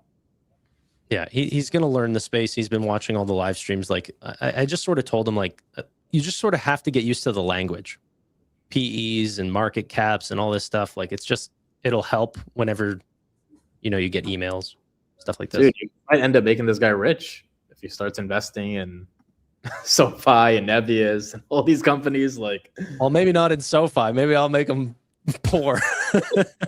Tannor, what do you think is going on with SoFi? Yeah, that's where I was going. I think Two things. credit quality is being in question right now. Yeah, by the market, by the street. I'm making there will be a video out today about this, or maybe tomorrow morning. I don't know.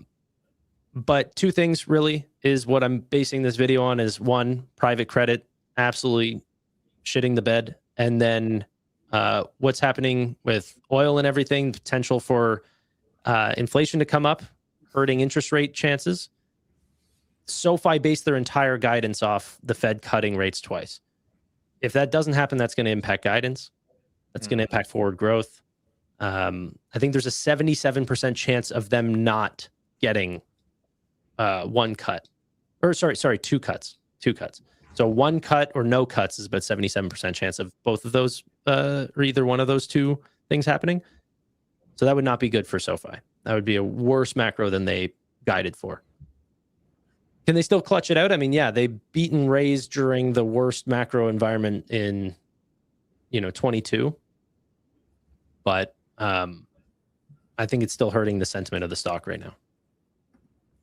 Yeah, I feel like it's not SoFi's fault on this at all. I think this is just credit quality, private credit, the market thinking loans are in a bad situation, rate cuts not being as likely to, and then all of fintech has gotten destroyed, not just SoFi. So all the private credit names too, like SoFi is not even down more than them. They're just sort of in the mix. Like Blue Owl, KKR, Ares Management, Blackstone, they're all down 30+ percentages. SoFi's down about 30+% year to date. Like they're all the same. Yeah, someone saying SoFi is trash. No, it's not. Like that earnings was incredible. It is in a bad macro, particularly for banks. To say it's trash is crazy after looking at those earnings. The only thing that is frustrating about SoFi and what makes me question the investment thesis is, honestly, I do think it is tiring to have a company that is so cyclically tied. Like, oh, good macro, SoFi does good. Bad macro, SoFi does bad. That's not SoFi. That's most growth stocks. Well, it's definitely most financials and stuff like this, but I don't think many of Amazon or any of these companies, Google, is tied to Jerome Powell interest rate cuts. No, but they kind of are. I mean, like all those stocks have been not good this year. And I imagine if we had a riskier environment with lower rates, they would get a premium. Not to say that they're contingent on rate cuts like SoFi is, but I agree. They're definitely impacted, but it's like with or without leverage. It impacts SoFi more, up and down. Like when it's good, it's great at SoFi. That's for sure. I mean, same thing with the hood, right? What do you think about the February metrics? Because I didn't think they were good. No, not great, but deposits keep coming in. The banking numbers are surprising. Like if you're a long-term holder, I don't think any of it's worrying. Agree. If you're legit long hood, you see the growth, but obviously the metrics are not enough to I don't know if they're going to hit the analyst expectations for revenue in Q2 of 1.25 billion. I need to I need to run the numbers. I haven't looked at it, but March is ugly, or like as February. I don't know if we hit those numbers, bro. So No. yeah, I say it's cyclical as well. The thing with Hood is it's not a 1-year investment. Agreed. They stand to benefit, I think, more than SoFi. I think they stand to benefit the most out of the great wealth transfer that's going to happen. And I said this yesterday. I think SoFi's messaging is trash. I think it's absolutely trash compared to Hood. And that's me not owning a single share of Hood and owning a lot of shares of SoFi. SoFi does not come to mind, at least for me. I can't speak for anybody else. But when it comes to investing or moving accounts, I think Hood is more a company people flock to look at than SoFi. And I don't know how to prove or disprove that. It's my own personal feeling. I mean, that's probably true just because there's 27 million customers. But one of the things that Anthony Noto does pride himself on is the growth in unaided brand awareness. And that is the metric that you're talking about. Like, whenever you think of banking, does SoFi come to mind? Right. I'm not thinking of banking. That's different. I'm talking about investing. Investing's not banking. Oh, well, Robinhood's definitely clearing them. Yeah, for sure. Like, from an investing standpoint and moving accounts, I don't care about moving checking accounts because people typically don't hold a lot of money in checking accounts, and that's not where you're making the money. Like, I'm talking about investing. I don't think many people are looking at SoFi. When I looked at numbers on transferring accounts to see what type of bonus I would get, I went to 3 places. I went to Hood, IBKR, and Fidelity to see where the best match was. I didn't even bother going to SoFi, and I know they have a match. And I have no idea why I didn't even want to go there. Yeah, I think it's said in the chat, like John Kest said, it's not SoFi's focus. Like, they don't, like, SoFi Invest is a byproduct, you know? They're really focused on loans. And if you're looking for a personal loan, the people who do need one, SoFi is top of mind. And that's their bread and butter right now. I just wonder, like, how easy is it going to be for a name like Robinhood to enter that space? Well, that's the thing. I mean, we haven't talked about that, but if Robinhood banking, well, the thing is that Robinhood doesn't want to underwrite loans. But again, why can't they have that loan book platform like SoFi has, right? Well, they underwrite, like, you still need to be good at underwriting loans to do a loan platform business. That's fair. Because if you're bad at it, no one's coming back. Yeah. I don't know if Hood wants to get into that, at least now. But eventually, I think it's inevitable they're going to get into something like it. Yeah, or that could be the first SoFi Robinhood partnership, is a Robinhood coming to SoFi and saying, hey, we want to be a one-stop shop and we want to offer loans. Can you underwrite the loans that, like, the loan data that we bring you? And SoFi handles it. And then SoFi gets access to 27 million customers, and Robinhood gets a cut of personal loans that are written on their platform, and customers stay with Robinhood. But why wouldn't Vlad just hire really good underwriters and do it himself? Yeah, I mean, you could, but it'll be a while till you build out that space. You need, 500 employees in 2 years, and hey, you can start underwriting if you want. And why can't you just build all the parameters in AI and have AI do the underwriting? Doesn't seem like AI is going to be useful in underwriting, because there's not a whole lot of, like, data that it can source or have any advantage versus just any machine learning thing. Like, all the data is available. You ask the customers how much they make, what they need the money for, how they're going to pay back. Simple math. It's not like Gemini or ChatGPT is going to be any more efficient at it. I mean, you have to think it could at least get the same job done. I'm just saying, Anthony Noto said AI is completely useless. You're suggesting you know more than Anthony here. I'm just saying, I don't know if I believe that or not. You're seeing it in the it's why he said that Upstart is essentially not lying, but why they're just having zero advantage. They're not doing any better than JP Morgan or SoFi or anything like this. They have no advantage. The numbers are already available. They don't have to assume anything.